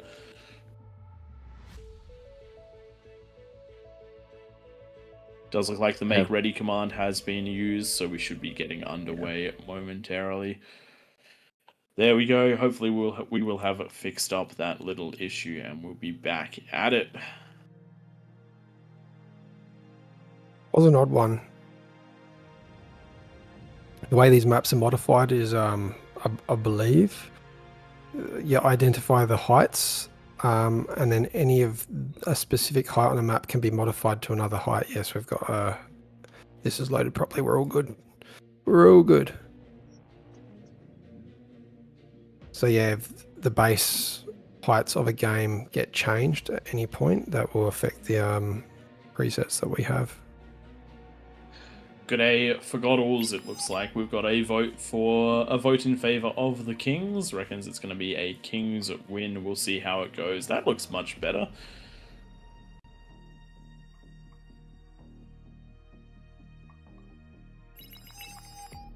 Has the middle always been that high? I believe so. I feel like I should It's always know. been somewhat high, and I think it's also part of why it's so hard to build a T3 lab.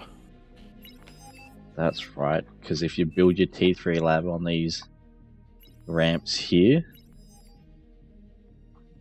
then it doesn't want to place. You have to get it outside of that inner ring.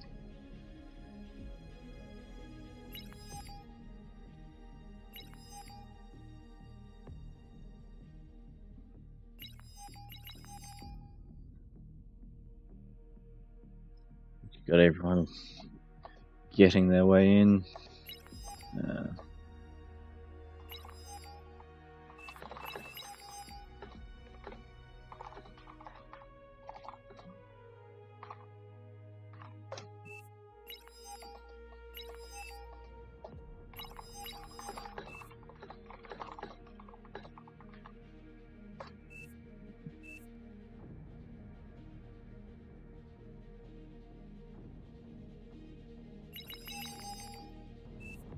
Looks like we're getting everyone moving on and out.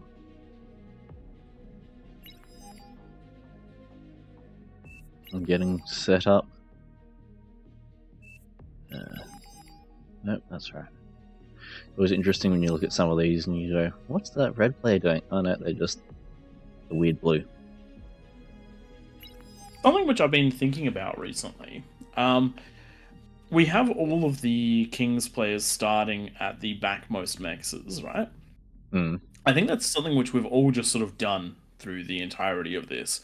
Considering that you can't build the T3 lab until the middle of the map, if all Kings built in that middle section, it would really force that defense a little bit further out and hopefully make the ring. I think it'd be more dangerous, but I also think that you would end up with some stronger plays out of the Kings because they'd be able to get the T3 labs in range of the build power.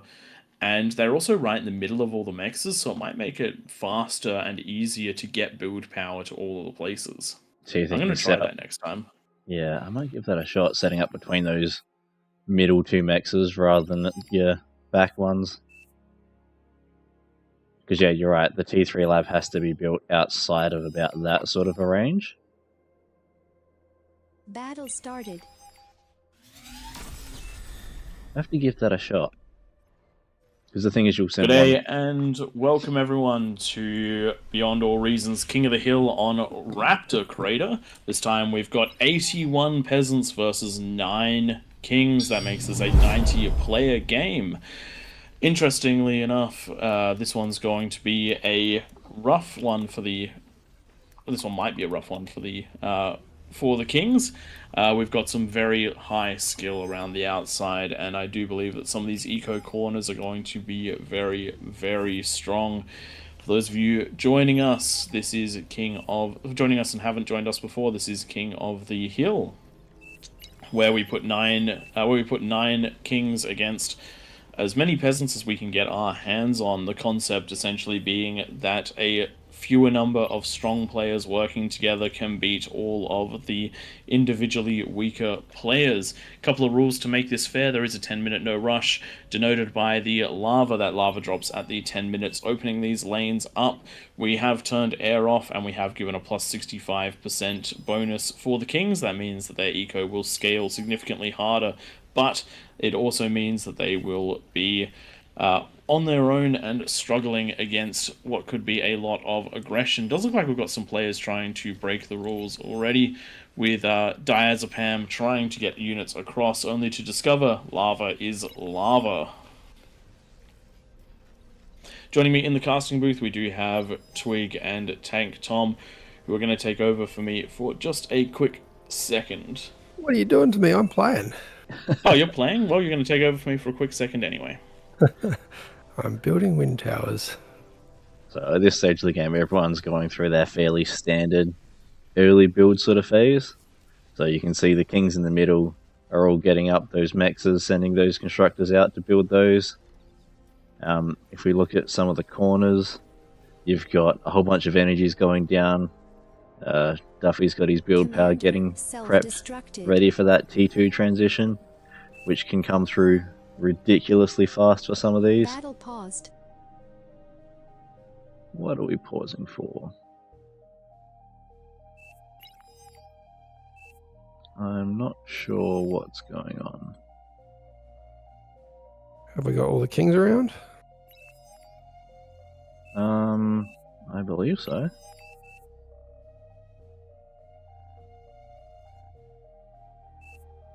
I'm not...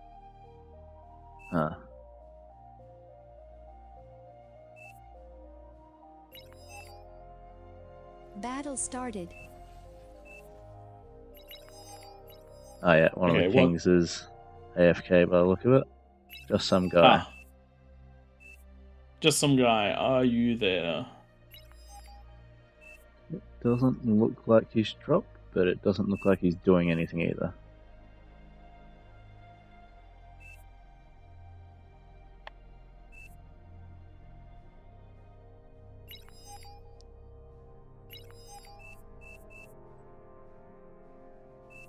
I wonder if the mods can force Tank Tom into that position. Sorry about this, everybody. It is vitally important that all of the kings are here, so if just some guy has actually gone, we will need to do a redo, or if the mods can do some shenanigans to throw a different player over the top of him. Oh, there we go. Tom's going to be jumping in, I think. Yeah, it looks like excellent. We are enemies. All right, everybody, that means we can do some slightly different commentary on this one. This can be the battle of David versus Goliath. Will the slingshot or the massive man win? You can decide who is who. I know them in real life, so I know which one's taller, and I know which one I'm calling which one. Ironically, that actually means that I'm backing David because he does win, even though. Well, we're both 1-1. We've been in the same teams. Last 2 games. It looks like I've got controller stuff, so we should be good to go. Just before we get back in, Tank Tom, since this will be your last opportunity to check the chat, just make sure that that is all nice and covered before you actually do your thing, and then quickly check why you've got a build order. Enemy commander destroyed. Good day, Varan. Go peasants. I hope we get to see a peasant win after the after what could have been a. Actually, I just hope for a close game at the end of the day. I enjoy seeing what both teams can come up with. I would really love someone to win with scuttles, though. That'd be amazing. Just for anybody who is on the AllReasonNoLogic side of the chat, that chat will be somewhat unmonitored till the end of the game, just because Tank Tom is now in game. He's taken over just some guy, so just bear that one in mind. If you want to send messages that will be seen, they'll be over on the Beyond All Reason official channel, which I can see. An allied commander self-destructed. Oh, this is different. Yes, we've got multiple comm detonations on the King's side of things. Kings do not normally sacrifice their comms because they have so few, but going into using it to get that earlier T2, in particular the T2 constructors, that could be a really big change if you leave them. Actually, this is quite an interesting thing. It would give you enough metal to get yourself up and running, even if you just reclaimed it down to 1% and then immediately started resing it. That would actually get you your mexes, your storage, whatever it happened to be, all fully eaten by baby Elvis. Unfortunate there. But anyway, if you did do that, you could actually probably have your comm back up in no time, and still be up and get yourself up and running. I haven't tested that, but it would certainly be worthwhile. Alrighty then, now that we are back up and running properly, let's take an overview of what exactly is going on, who is where, and what is going on. In the bottom right-hand side, we do have what looks like some very strong co-op eco coming out of Hot Potato and Twig, already going into the fusion. That's going to be a sub 5-minute fusion. Hopefully we'll see a sub 8-minute APHIS. That'll be absolutely excellent. As long as they do some handing out of T2 to help the rest of the team, they should hold in front, which will be very, very nice. On the left-hand side, a little bit slower behind the 8-ball. It doesn't look like as much sharing, but the constructor bot is moving around the map now, so we should see some decent stuff running through there. Hopefully that corner will pick up as we go. The top left, which is normally known as the Super Eco corner, running a little bit. What is going on?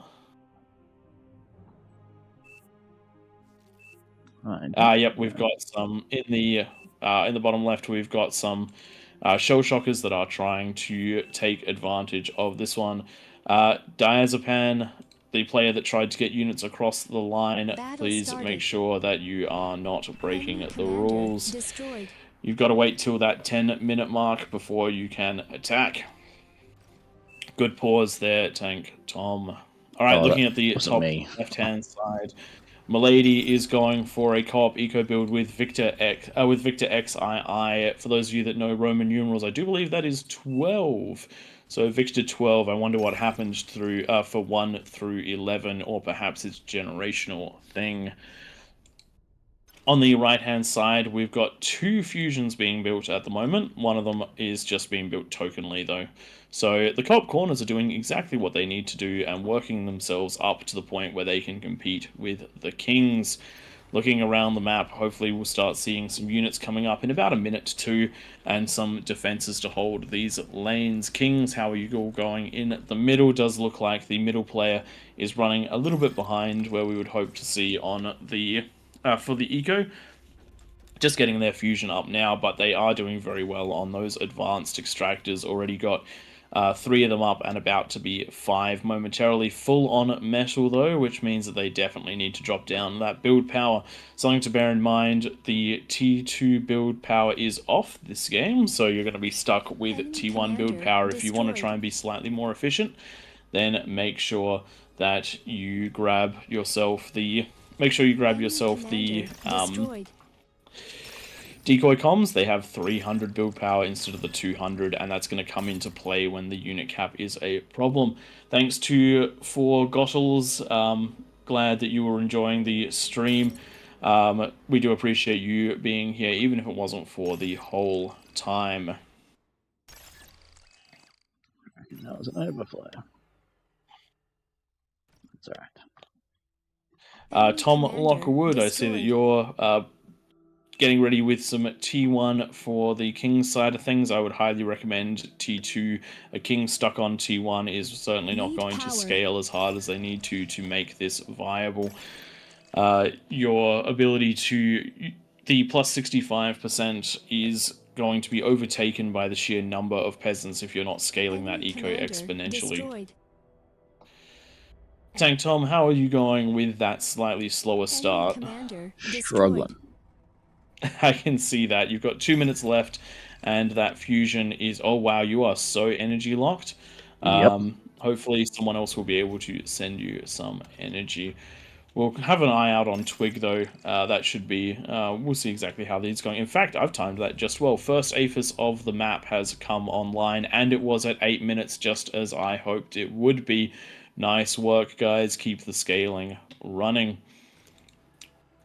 If we look at Milady, not far behind either. This one's going to come up in 30 seconds or so based on some reclaim. So fingers crossed that we get some decent coverage there as well. Triple fusion coming down in the top right hand side for Potato and Lingerion. Alrighty then. Twig, how are you feeling about the peasant's position at the moment? I'm just chilling. Duffy's doing some pretty good job of going for that second APHIS. I'm hoping that's going to be up shortly after the 10-minute mark, and maybe I'll get a unit or 2 to micro. And I'm going to get my commander in position for some D guns with an energy storage by that 10-minute mark. Good idea. So for those of you on the peasants team, loading these ramps with comms is a really good idea, and it makes it near impossible for the T2 to punch through unless it has a massive sieging and range advantage. There is a lot to be said about towers, but there's more to be said about going on the offensive. And speaking of going on the offensive, let's have a look at the King's side of things. I'm worried about the defenses, to be honest. I'm very worried about the defenses. A lot of players running quite behind this time round and relying on the units to do it. Problem is that there is not a lot of units out on the map. With 20 seconds to go, let's do a quick bandbox, and I'm seeing 500 units on the map, and only a handful of them are for the Kings. So the Kings are going to have quite the struggle on their hands for this one. Lava level Let's run is them. dropping. there we go, that is 10 minutes. The lava is dropping. Let's see exactly what happens. Good luck, everybody, and let the mayhem begin. It does look like some big sieges coming straight on in. Let's have a look at the bottom of the map where these lightning turrets are going to clean up a lot of those ticks. Moving over to the left-hand side of the map, Tank Tom's lane is in trouble. Going for the T2 defense is ill-advised. But with that late start, only so much that you can do. This is a massive break. I reckon that this could potentially be over, as long as the Kings have to ping this so that the other players know to get units out to defend it. But this is multiple players breaking. In fact, three lanes have broken in. We have units in the middle of the map, and we're about to have a lot of blitzes in the middle of the map. The defense is just not strong enough this time round. Oh no. A handful of rovers grabbing the Fringe's conversion. That's a big loss for the Fringe right now. Does look like Tank Tom has been essentially eliminated with units coming in.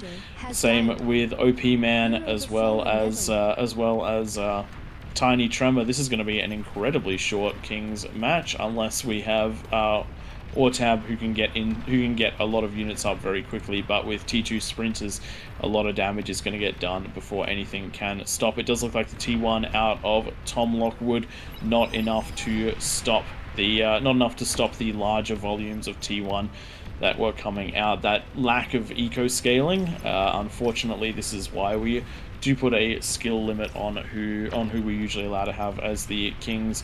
If you do want to be a king, I would highly recommend jumping in and learning a couple of builds from previous videos. Really important is to get at least one fusion up and your T2 mexes. That is the baseline. Doesn't look like it's completely over for the Kings, but the pressure is going to keep piling on, and we're going to have to see some pretty amazing stuff out of them if they want to win. Hopefully these areas with the large number of eco will start getting online and can start to push this. Units pushing in uncontested through Tom Lockwood's lane as well as but the rest of the map has somewhat stabilized. Tank Tom stabilizing with some pounders, but the units have changed directions and they're heading up through Avalon's base. Avalon doing his best to clean it up with the salamanders, but a couple of units are getting through, and they've popped the conversion, which has popped the build power. That's a devastating loss for Avalon, and that's happening right as his lane is starting to be pushed in with ticks and snipers. This is going to be a really hard defense, if not an impossible one for the Kings, as the units are just going to start to build up for the peasants, and they're going to start to rush themselves in.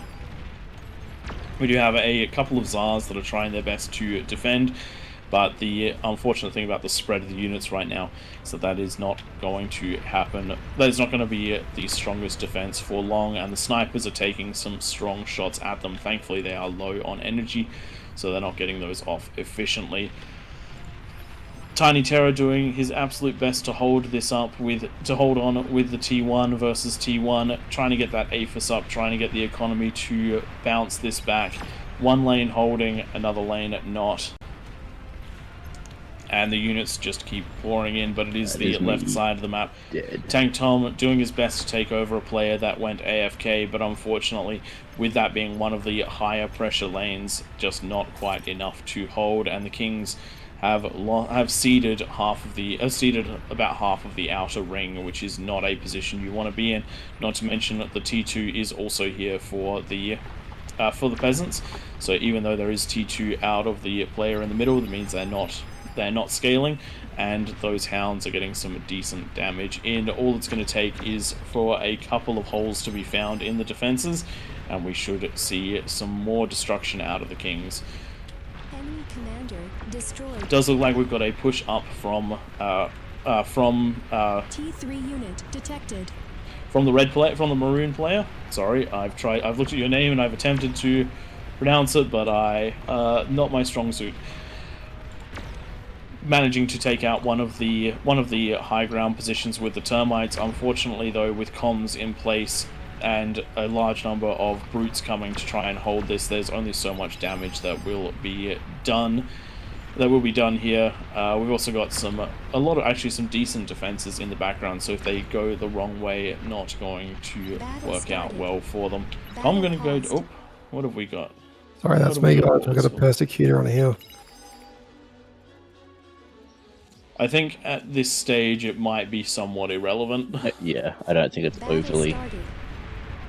Enemy But yes, commander please try destroyed. not to break the rules. You cannot use structures for the offense, but we do have pawns into the center economy, which should be one of the biggest in the games, and they have just taken out the build power as well as the conversion, and they're heading towards the APHIS. That is going to be a devastating blow for the Kings, and one which is going to make it incredibly hard for anyone to come back from. Once this one pops, the T3 reinforcements that were going to be used to hold will not exist anymore, not to mention the build power that OP Man was trying to get up was in range of that explosion. So with units flooding in onto the King's side, unfortunately, I would say that this one is over, and it's just a matter of time before we jump into the next one. Yeah, that just goes to show how critical the start of your builds are. Or if you, the thing is, if you think about it, the amount of eco that you gain between the 9th and 10th minute will be somewhere in the realms of 100 times greater than the eco you gain between the first and between the start and the first minute. So if you start a minute behind like you did, then you're about 50% of the player that you would otherwise be at 10 minutes, which is a crazy thing to think about. Not to mention, the unfortunate thing was in the lane next to you, a player decided that T2 was not the choice for them, which makes it incredibly difficult for any of the players next to them to survive. We also had a lack of defenses at that 10-minute mark. I think a few of these players not quite expecting the aggression that the peasants can put out at 10 minutes. Do bear in mind, if you do play in the King's position, it is entirely possible for every single peasant on the map to get 50 blitzes by 10 minutes. If you get 50 blitzes by 10 minutes, if every player gets 50 blitzes by 10 minutes and there are 70 players, that means there'll be 3,500 blitzes on the map. Good luck. Does look like we have a rolling bomb that's been added into the map. I zoomed in a little bit too close for that one.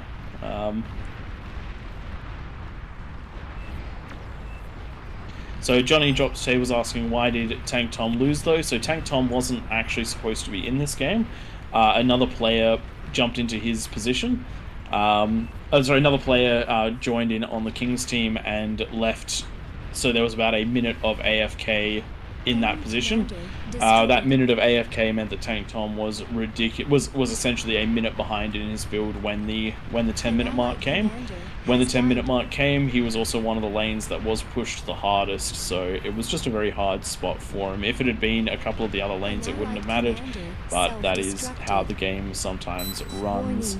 Another large explosion out of the epic rolling bombs right there. And that should be essentially the end of the Kings, and we'll get this one up and running for a new match. Hopefully we will have a slightly more competitive fight out of the Kings this time round. That last com's just about to go An down allied now. commander has died. That, I reckon it's back to the lobby and off we go again.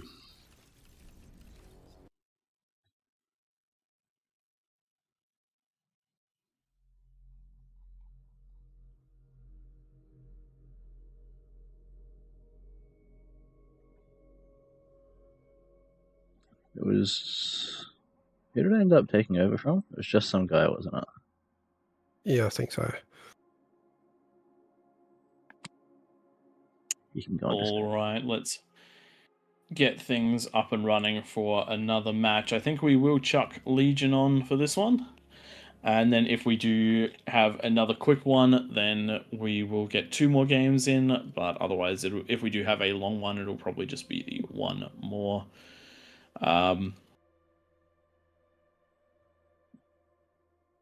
Let's get some experience in the middle, I reckon. We definitely need some experience. That was a masterclass in what can happen if there is a lack of experience with the kings in the middle. I do definitely encourage you to give a couple of the build orders a go if you are new to it and want to give it a go. We do change the bonuses around a bit, but a really good baseline is if you can do any of these maps on a plus 45% bonus, end up with a fusion and units with some defenses pumping at the 10-minute mark, then you know you'll be around the mark that you need to be at. So 1, 2, 3, 4, 5, 6. Do you have the tweak for the chain reactable T2 construction turrets? Were we putting them on now, or would that be in the next game? Well, we might as well do it now. Give I think me we a can put those second, on. and I will see if I Yep. can find it. And if you do find it, throw it to us in our Discord after the stream's done tonight, so that one of the things that we need to get round to doing is basically creating a spot where they're all sitting, I think. Yeah, we do have that. We're just really unorganized. We've got the spot for it. There's just nothing there. I mean, I love how we say this as I'm jumping into our Discord to find it in a thread. It's that's actually, there. 1, 2, 3. Thanks to chronography, he's put them all there. Yeah, that was I was going to the thread that he's made for us. Okay, are you happy with those 9 that have got the bonuses at the moment? Some of them were from the last game, is the only thing. Do we have any? What are we looking like we're up against? 67. I've not seen the shepherd before. Ah, they've jumped out.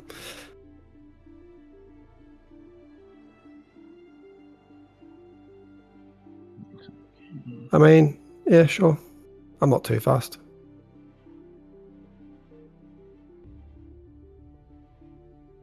I'm just checking the IDs at the moment.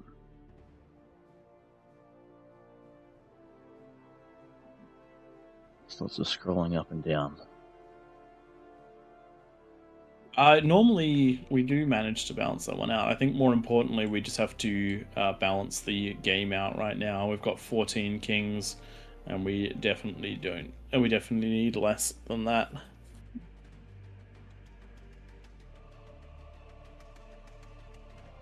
Nearly did a twig and started specking people.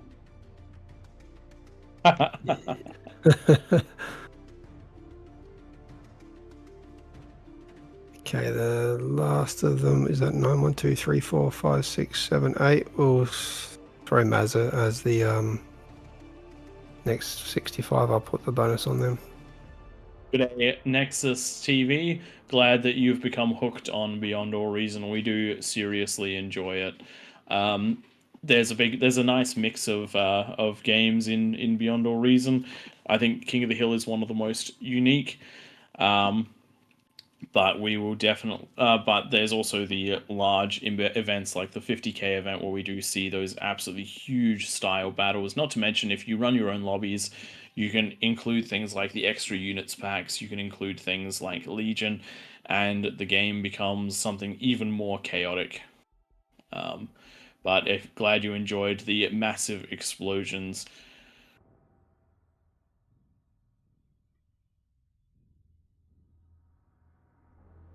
Good day, OP Man Bar.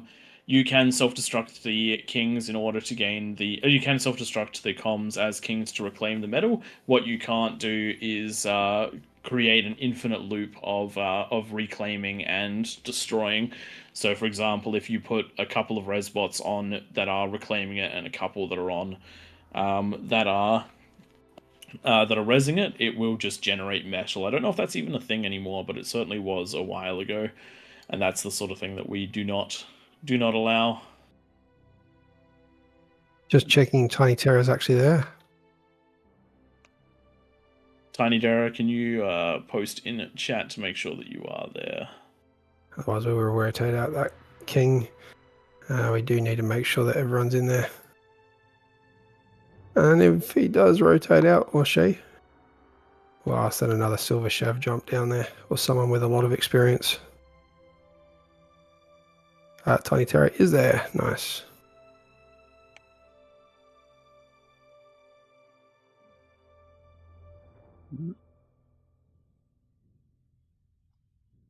We just had Overwrite jump up to Team 1. Yeah. And another. Let's get some more experience down the bottom. High OS or high skilled King of the Hill players. We don't want to see a repeat of the last game, preferably.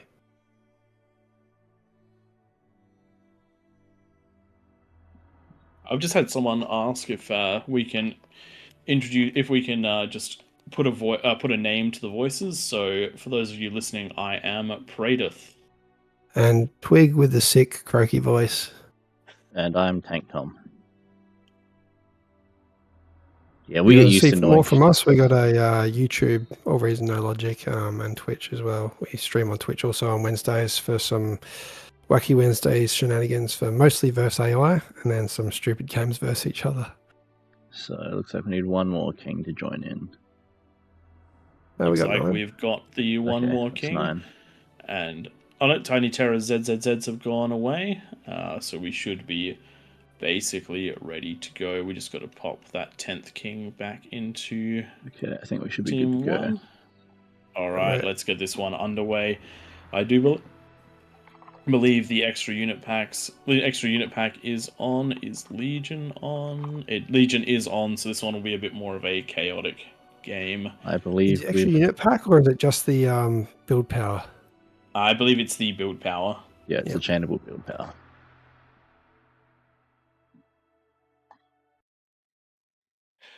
Glad that you've made a comment, considering you're lurking quite a lot, Nexus. But for everyone who is just lurking in the chat, we appreciate you all the same.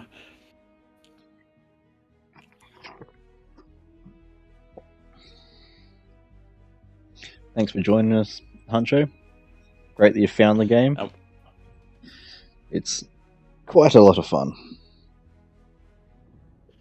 And while we are loading in, I'll just take this time to plug the game. If you are watching and you do not play it already, you can just jump onto the Beyond All Reason website and you can download the game for free.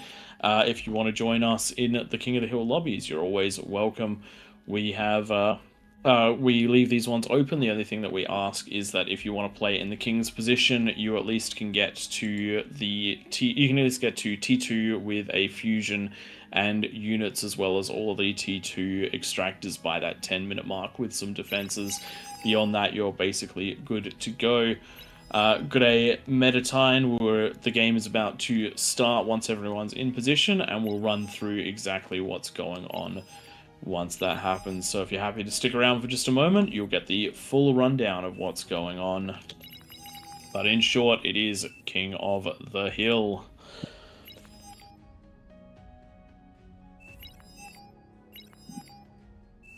Already getting this lag pre-screen. You can never tell where you're going to spawn. Once you click it reacts about 30 seconds later.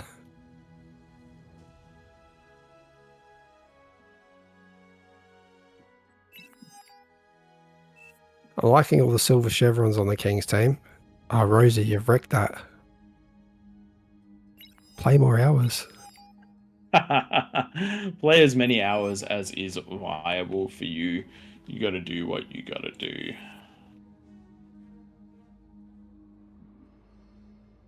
Does look like only 9 in the middle. Shooter is trying to start in the middle, but the lava barrier should be a fairly obvious exception. Interesting one today. I'm seeing Emir in a frontline position. I think at least that's the first I'm noticing that one. I look forward to seeing exactly what they can do with that 10-minute mark. I think Emir went frontline against me last week and dominated. Like, so many comms were given to him and just degunned so much of my stuff. Yeah, I didn't fall, but it took forever to get through Emir.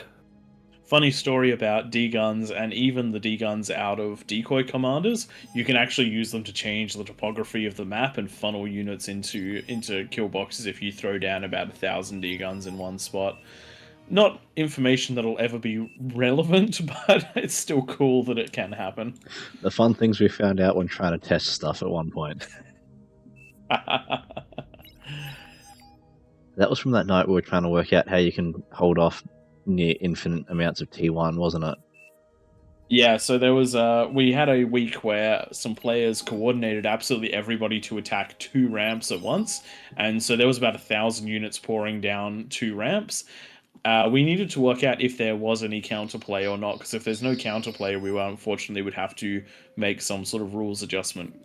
But we did find that pounders are in fact the answer to a massive T1 units, and it's a pretty cheap answer too. Battle started. All right, hello and welcome everyone to AllReasonNoLogic's King of the Hill, where we shove 9 commanders in the middle of the map and we put them up against the Horde. In this case, it is a 9 versus 75, and if you notice, there was one blue com starting in the middle. He has become a metal donation. So, what is King of the Hill? King of the Hill is a game type made possible by the community as well as the moderators. And it is where we have the masses versus the condensed middle. These guys in the middle have a plus 75% bonus, which gives them the opportunity to scale like absolutely nobody else, but they do have to contend with absolutely everyone gunning for them. To make it fair, there is a 10-minute no rush that is denoted by the lava around the outside of the map that will drop, and once it drops, all chaos will break loose. There is no air on, there are some minor tweaks on for a few extra units, and in this case we do have a Legion on. Couple of things to bear in mind: do not use structures offensively. That means don't build your rattlesnakes and gauntlets in such a way that they would be able to hit your opponent's buildings. Totally fine for defenses, just build them far enough back that they are defending the choke points, not that they are being used offensively. Make sure you don't put siege units up on the high ground before 10 minutes as well. We don't want those mexes going to the void in that first 10 minutes. Couple of things to note: if you're a king, you're really going to want to get to T2 as fast as possible. Don't waste your time on building defenses until the 7 to 8 minute mark. Every single bit of metal that you can chuck into your early economy will pay itself off in spades later on. You really do need to scale. With the plus 65 that is going on, it is very, very achievable to hit 2 fusions, the conversion needed to turn it into metal, a T2 lab, and defenses by that 10-minute mark. And then you've got to get pushing very, very quickly. If the peasants are left to their own devices, it can be very hard for the peasants to get up those ramps. Peasants, if you're in these corners, the name of the game is Co-op Eco. Work together, only get 1 T2 lab, distribute those T2 constructors, and do your best to match eco with the kings in the middle. If you work together, it's much better. If you are directly in front of a ramp, you have a choice. You can either get offensive with units or defensive with structures. The players on either side of you should take note from that, but at minimum there should be at least a little bit of pressure coming out from each ramp. And if you are in one of these positions on the left or right of the map, cower in fear. You guys have no support from the corners, as well as less players overall. You've got the space, but the question is, can you survive the power of the kings? We shall see. These are the points that can be broken most easily by the kings. Having a look down on the map, we have Twig, one of the normal members of AllReasonNoLogic, getting his economy up and rolling, getting those converters down, getting the wind down, and getting the build power down. Just getting ready for that T2 transition. Going to be working as best as he possibly can to get all of those mexes T2'd, as well as a fusion up and running. One of the things Twig does when going for T2 is he accumulates some of the metal in his bank before building, which means that when the T2 comes down, it should come down very quickly.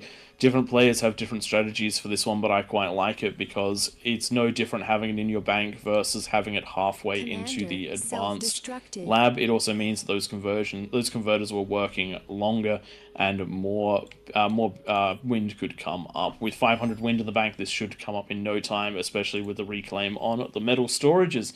Looking around the map, we do have simple ideas in the middle of the map, going for the T2 as well with his 8 mexes. This player is going to be critical in working out, in patching any holes at that 10-minute mark. A lot of kings blowing their comms this game. Do not like that. I hope they're down not to fully 3. reclaiming their... Oh my god, there's only 3 comms for the Kings. That's terrifying. Yes, That it means they is. basically can't be used offensively at all. No. It looks like some of them are potentially resable still. We learned this the hard way the other week. Like, we will die. Yeah, it looks like a lot of them have left the comms so they can res them. But we shall see what happens. Just having a look here from Cookie Mazza, they are putting down those overcharged metal extractors. I do like those. Instead of giving the 1.5, which is then added, 65% is then added to that, as well as a little bit of energy, they're giving 3.8. These things pay themselves off very quickly, provided that you have enough energy to actually power them. If you don't have enough energy, then they drop down to that 1.9 metal extraction. So it's only worth it if you can actually build enough wind to accompany them. Otherwise, they're just going to be some dead weight. And Looks like one of the things that is keeping them alive for him. One of the things which is definitely worth doing. If you advanced exploiter, that's not what I would put there. That's a lot of metal investment early on. Anyway, not bothering to put the advanced exploiters in the map because they're in the base, because those are the ones that are going to be converted to T2s, which are better than the advanced sooner rather than later. So you've got to balance where you put them. Looking around the map, we're looking for the telltale signs of those co-op eco corners, and it does look like we're starting to see it in the top right. Lingerone is managing their first fusion right now. They haven't reclaimed their lab, so mostly this must be off of donations from people. Usually you would reclaim your lab to get that up and running, but this one is going to come up nicely. It does need a little bit more conversion on the left-hand side. In the classic eco the powerhouse corner. The powerhouse corner, Pormont, Ortab, Cookado, I Kill You for Fun, Milady, all working towards that APHIS. Does look like that's going to be up in the next minute or so if they don't run out of metal, which I think they are going to. They're getting donations from other players, though, so hopefully they'll get some of that metal donated to them, which is what they need. They're going to stall out at 85%, which means they need about 1,000 more metal, which they are getting given, which is fantastic. That's going to be an APHIS at just over 7 minutes, which is crazy for one of these corners. I think the best we've seen is a 5-minute APHIS, but the number of players working towards that was intense. I do believe 10 comm detonations went into getting that up and running. If we compare that to the middle, a lot of the Kings are working on their fusion reactors. A couple of them have finished it onto their second. Twig's just finished his second fusion reactor, so he's in a good spot. But they are nowhere near it finishing their APHIS. Interestingly, Twig a little bit behind on his conversion. He's got 4,300 energy income, but only 1,900 conversion. But that is helping the rest of his team. You can actually see, if you look closely on the side, not everyone is bouncing off of the full energy mark, which means that all of that energy is being consumed by the team, so it's not a total loss. He is helping the other players get their things up. And if we look on this left-hand side, Baby Elvis is grabbing that advanced fusion, which should come up pretty soon. That should be up with a minute to spare or so. Does need a bit of extra build power, but will be metal-starved. Too much investment into defenses early on, though they will be needed to hold some more. He's got enough build power to spend the metal that he's got. But as you were saying... That's actually true. There we go. There goes the next little bit down. Hopefully he will reclaim some of those. Yep, reclaiming the wind for the extra little bit of metal, and hopefully reclaiming those metal storages for the same thing too as needed. Looks like we're approaching the start of the at the point where you want to start getting those T2 labs up, getting those units massing, have those defenses getting relatively close to being finished. Ideally you finish your first fusion, then you can get up all of your defenses as you start transitioning across into having your army up and running. I be sleepy. What are you doing? I know exactly what you're doing. Just some minor This is terraforming. good. So we did talk about that tech for funneling units down. That is exactly what's happening here. Ivy Sleepy is changing the topography, so there is only a narrow gap. Please don't block off any lanes completely. That's something we should say. But I do love the ingenuity here. Alright, with 20 seconds to go, let's bandbox the map and see what is going on. We have 500 units on the field, and it doesn't look like as big of a build-up for the peasants as last time, and the defenses are significantly stronger across the board here. So as the lava drops in just a few seconds, we should start to see the action flow. Question is, where is going to be the first point of contention? It does look like it is the bottom side of the map. It does look like Hot Potato, a veteran of this game mode, is going to be attacked first. Some of the defenses are up, some of them are not. And thankfully, though, the important ones do seem to be. But these goblins are looking for the holes between the defensive positions. They are finding some damage onto one of the twin guards, but they're going to be cleaned up very nicely by the fiends. Hopefully those fiends continue on to help deal with these stouts, Left because those side, will do a those decent amount of ticks are damage to pushing Tiny deep. Terror. The Oh, Aphis top has side been of the map. finished, but there isn't any units coming out of Baby Ibis on that side. Commander Managed to has eat died. things with the build power, but there's some leaks that have made it into the middle as well. Oh no, and they- those build turrets are going to go. Hopefully the rest of the build turrets will be able to clean these ones up quickly. They do have the commands to do it, and they are going to be cleaned up. But those holes are causing problems, and the goblins being so cheap and it being so decent, they are starting to get into Grumpiness's base. Thankfully, no real damage there. Rin heading in with his comm, but it may lose it to the welders, depending on how... Nope, looks like it's going to be okay. Stabilization is what we have right now. Does look like the early game aggression phase has ended, and we're going to move into a more stable defense, hopefully a push out. Looks like that rattle should probably be slightly further back so that it can't hit those. Yeah, that maxes on the rattlesnake top. that rattlesnake is definitely too far forward, Avalon. The no use of offensive structures applies to both sides. You have to make sure that you can't be targeting the kings. It could sit at about there somewhere so that it can hit basically the bottom of the ramp, but not hit the where the bases are up the top there. Correct. So try to make sure when you place those ones that you are not placing them offensively, because as you see right now, Emir, one of the premier players in the match right now, completely stunted by just the first couple of shots from a defense being put down. Does look like that has been taken out, so it should be unpaused in just a moment and continued on. We do apologize about that, Battle Emir. started. Hopefully you will be able to get back into the game shortly. If anyone in the area can give Emir some things to try and make up for the losses he's just undertaken, that would be greatly Destroyed. appreciated to balance this one out. It does look like a push is coming through from J-Frost and Kokado. Some of these hoplites as well as a T1 grunt screen trying to break their way in, but unfortunately the Pounders are a very big threat. Pounders do a great job Unfortunately, very against T1. slow. Which means That is that their the biggest hoplites that downside. went the other way Are going to make their way in. break on through. You And guys they're should gonna- speak at the ones same are time. These ones are getting into the base. No worries. They have taken out the construction power, and they're going for the conversion. Good amount of damage there. I don't think that they'll get the... No, they won't get the fusions, but with the... Oh no, with more coming in, they may well get the fusion. If they position themselves right, they should be able to get themselves the... They should be able to get themselves the damage, the surround bonus, and stay somewhat out of range, but because of trying to toe that line a little bit too much, taken out by the Beavers and the Twin Guards, but they did get In that situation, you can use the fusion as cover from those static defenses. If they were to stand on the other side, they would have been able to take it down without taking any damage themselves.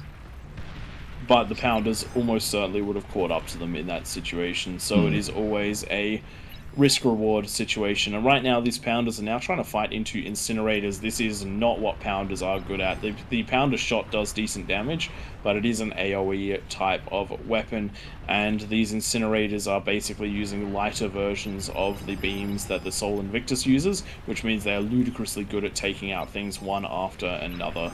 So all of those Pounders coming to half of the health of the Incinerator, and most of the health taken off was actually from the Banisher in the back there.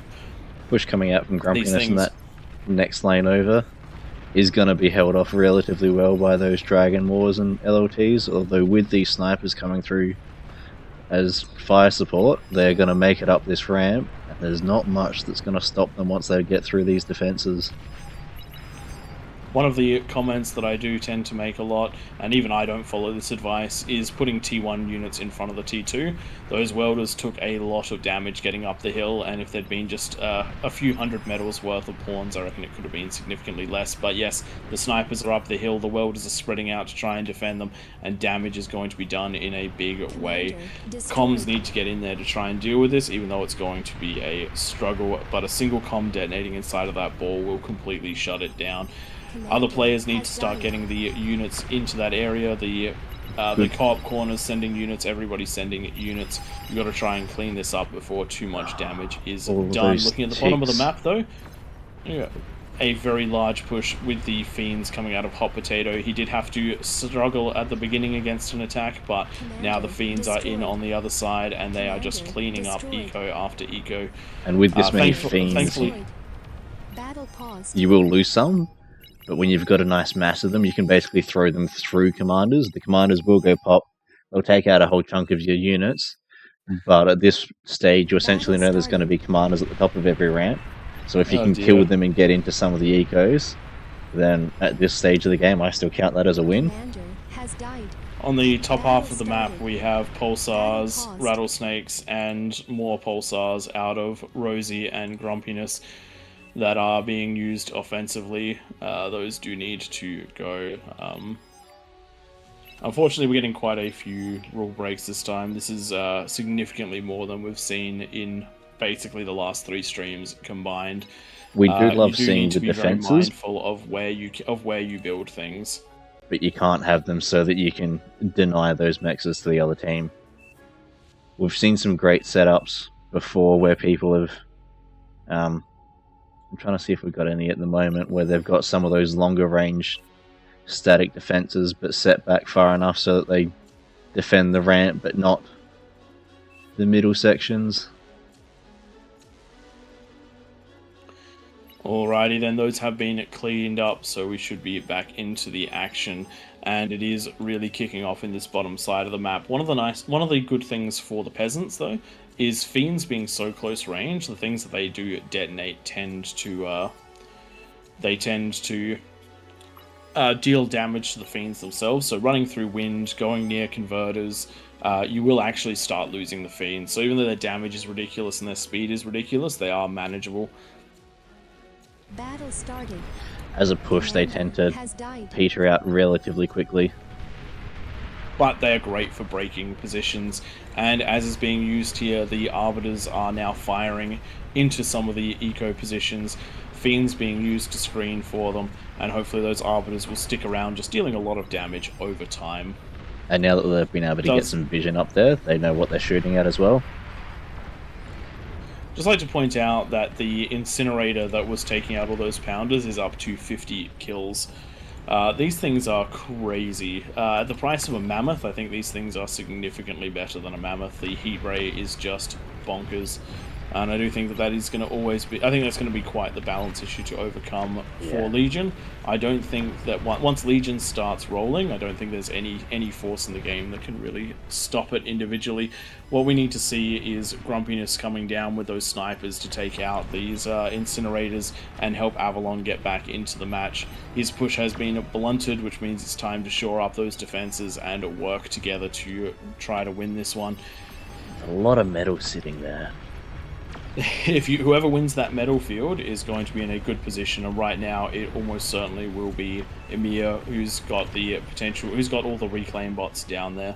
So hopefully that will turn into a thing. Coming from the middle of the map, it does look like we're getting a huge push of Centurions. This is almost certainly not the unit I would pick to defend here. No, into those incinerators, you need Classic something is with saying- range. As Classic is saying, oh my god, XP farm. So one of the things, if you're not aware of this, units that when you kill units, you do gain XP, and your units do get better and better. They get things like increased max health. They get things like increased fire rate. So you do have to be careful what you send. These continuous. This is not the way for defending. When you're in the middle and you've got that APHIS income, you definitely do not need to be throwing tier 1 units at the problem. You want to be throwing tier 2 and probably even tier 3 units at the problem. That incinerator is up to plus 46% max health, so it's going to get harder and harder to kill it.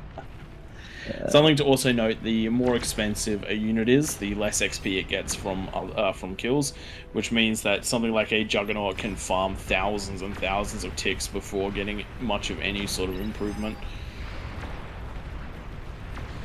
Does it look like the T3 is starting to roll out of the Kings, and it is a bit ahead of the Peasants. Hopefully that'll give them the advantage for pushing out, because right now things are not looking super good for the Peasants. The bottom side of the map is doing a good job of breaking through, but the reality is it is only some of the frontline players that have been taken out. The eco powerhouses, as well as even the ecos of the frontline players that were a little bit set back, are not currently at threat.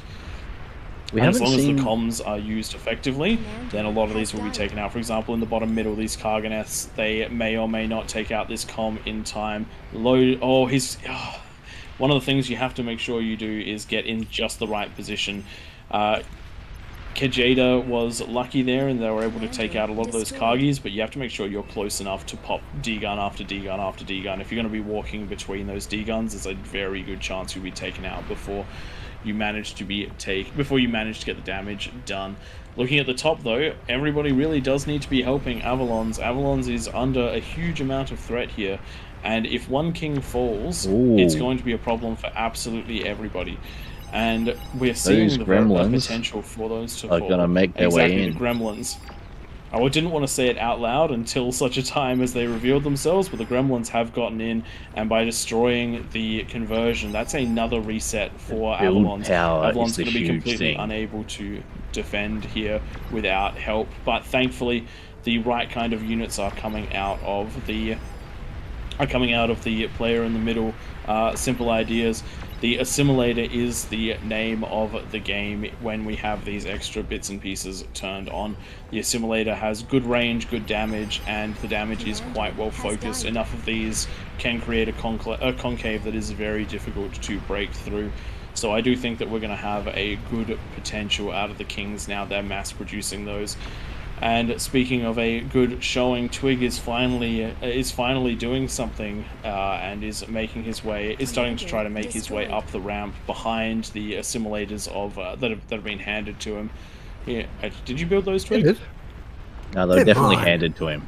Definitely handed to him.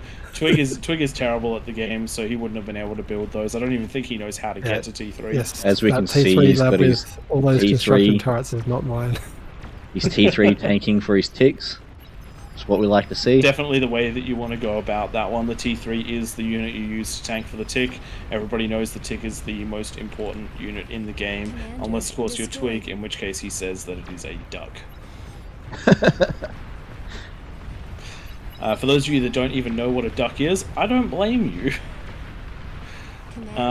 But good at pushing now happening out of the Kings. The bottom left side has broken through almost completely. Unfortunately, the eco scaling out of the left corners players just isn't enough to break this back, and now that the units are up here in force, they're not putting out units fast enough to be able to solve the problem. We haven't and that's seen going to much be the use first corner of that napalm previously. We've got some of those belchers down here. I'm actually very surprised that we don't see more of that napalm when we do have the Legion enabled, but one thing to bear in mind is that the damage over time is actually quite slow, and that definitely does, in King of the Hill, which can be quite a fast game, that definitely can make a difference. The other thing is it does damage both ways, so once you've fired it, you basically have to wait for it to clear before you can move up and fire again. Basically all of the res bots going down to self-fire damage, so you do have to be quite careful with it. It is a tool of war that has to be used, that has to be employed very carefully. It does look like this bottom left-hand side is going to go down. That is the first co-op corner cleared, and it does look like a second one is getting ready to fall as the assimilators are being powered out by Twig on this side of the map. It also looks like the Sol Invictus is getting its knocks in out of Baby Elvis, coming up with all of that T1. This is where those comms are so critically important. The things like Sol Invictus have to be targeted with maximum priority because it is very hard to take down a Sol Invictus. It has the health, it's got the death lasers, and once they start building up in numbers, there's very little that can get even close to them. Particularly when they've got T1 in front providing vision for them. Makes it very hard to get the comms up in front.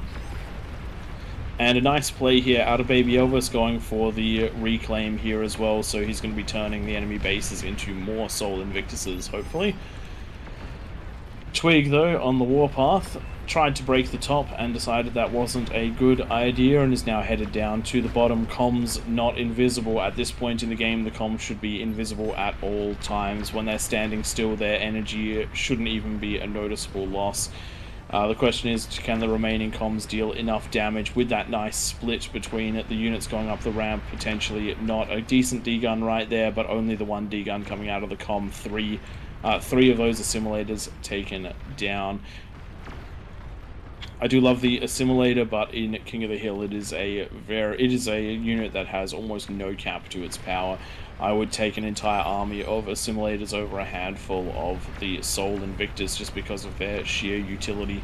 They're great for defense, they're great for offense, they've got good speed, and it does look like this next corner is getting ready to fall. Unfortunately, with only 2 APHISs up in this top right-hand corner at the 23-minute mark, that is just not going to be enough to defend against all of the forces that are now collecting for a major attack at this point.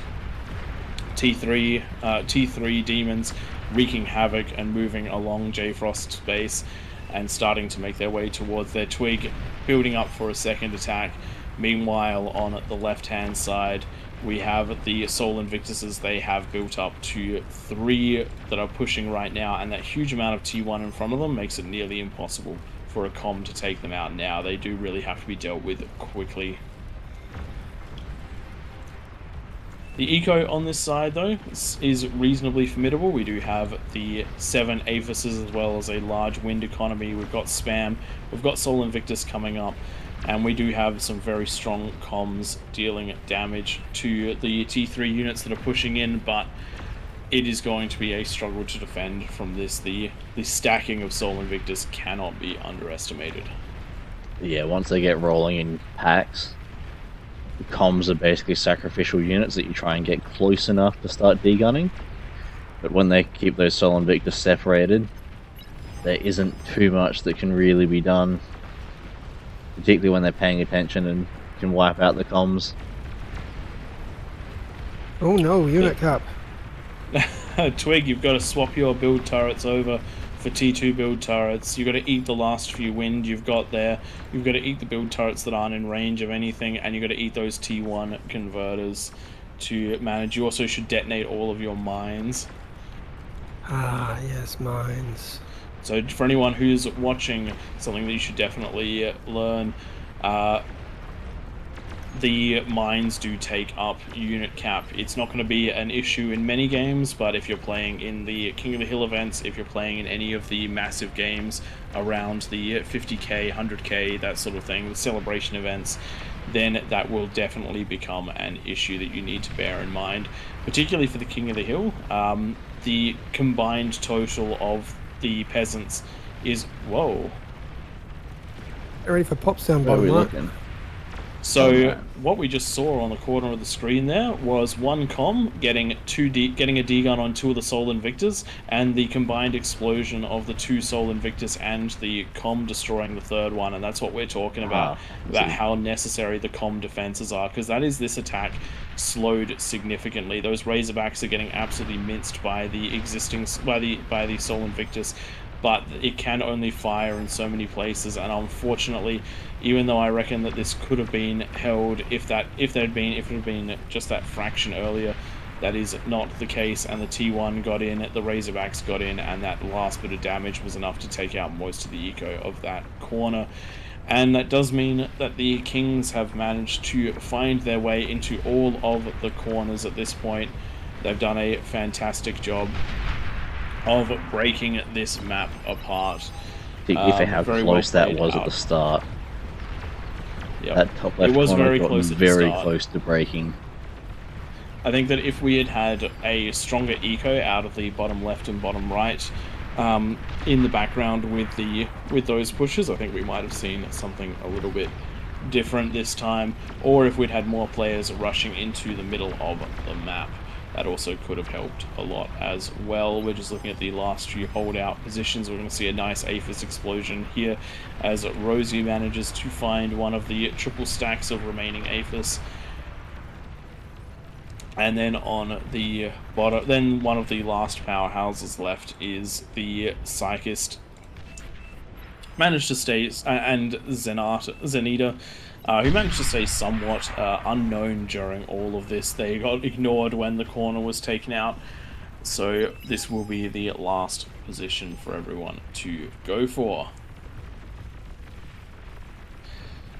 Twig, how do you think this one felt? It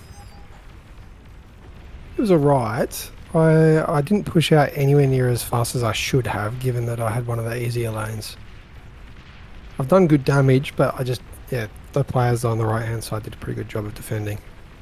They did.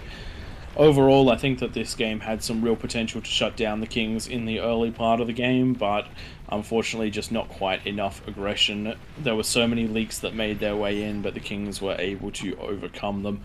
Once you do have pressure on, you really do need to keep it on, because once Simple Ideas took over with those assimilators coming out in mass, it turned into an incredibly hard fight.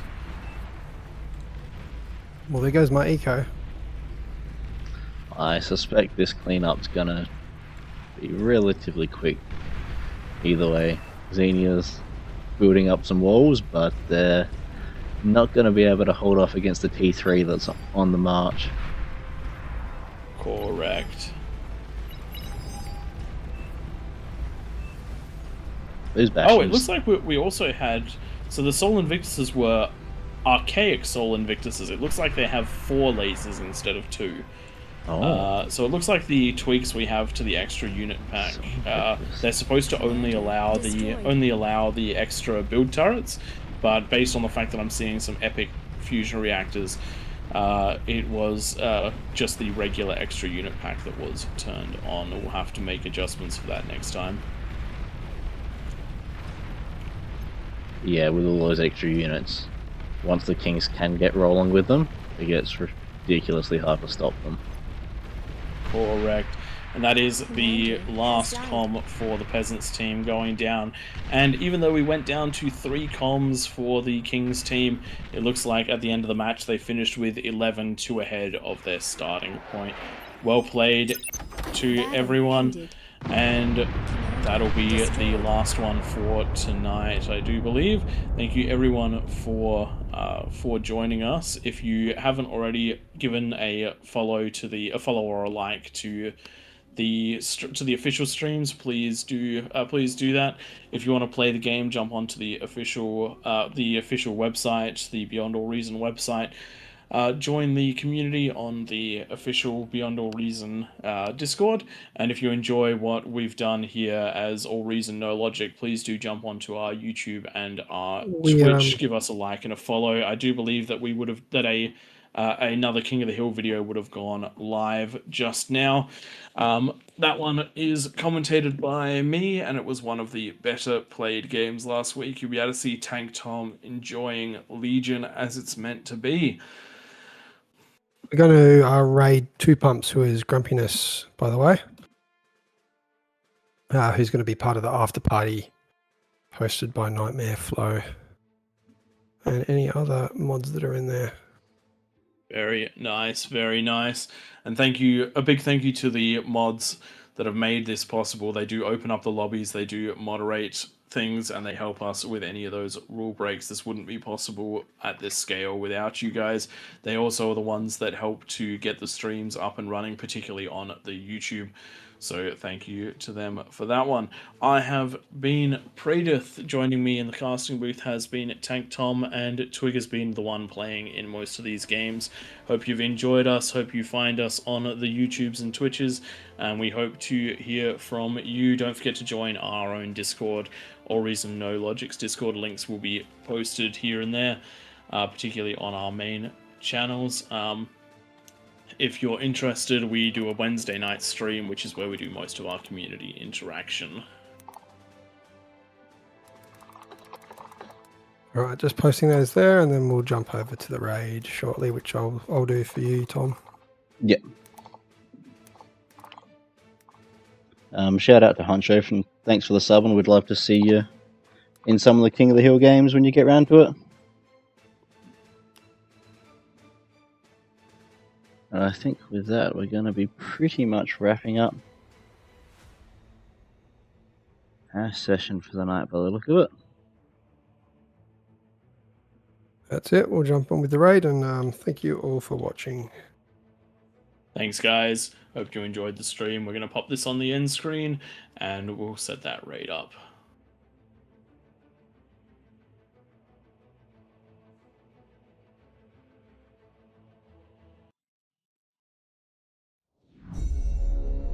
Beyond All Reason fans, welcome to King of the Hill by AllReasonNoLogic. Experience 2 or more teams facing off in epic scale warfare, where the Horde gang up on the Kings of the Hill. Kings start off with an economic bonus. They do their best to defend an onslaught after a no-rush timer expires. Test out your micro and defend against multiple players in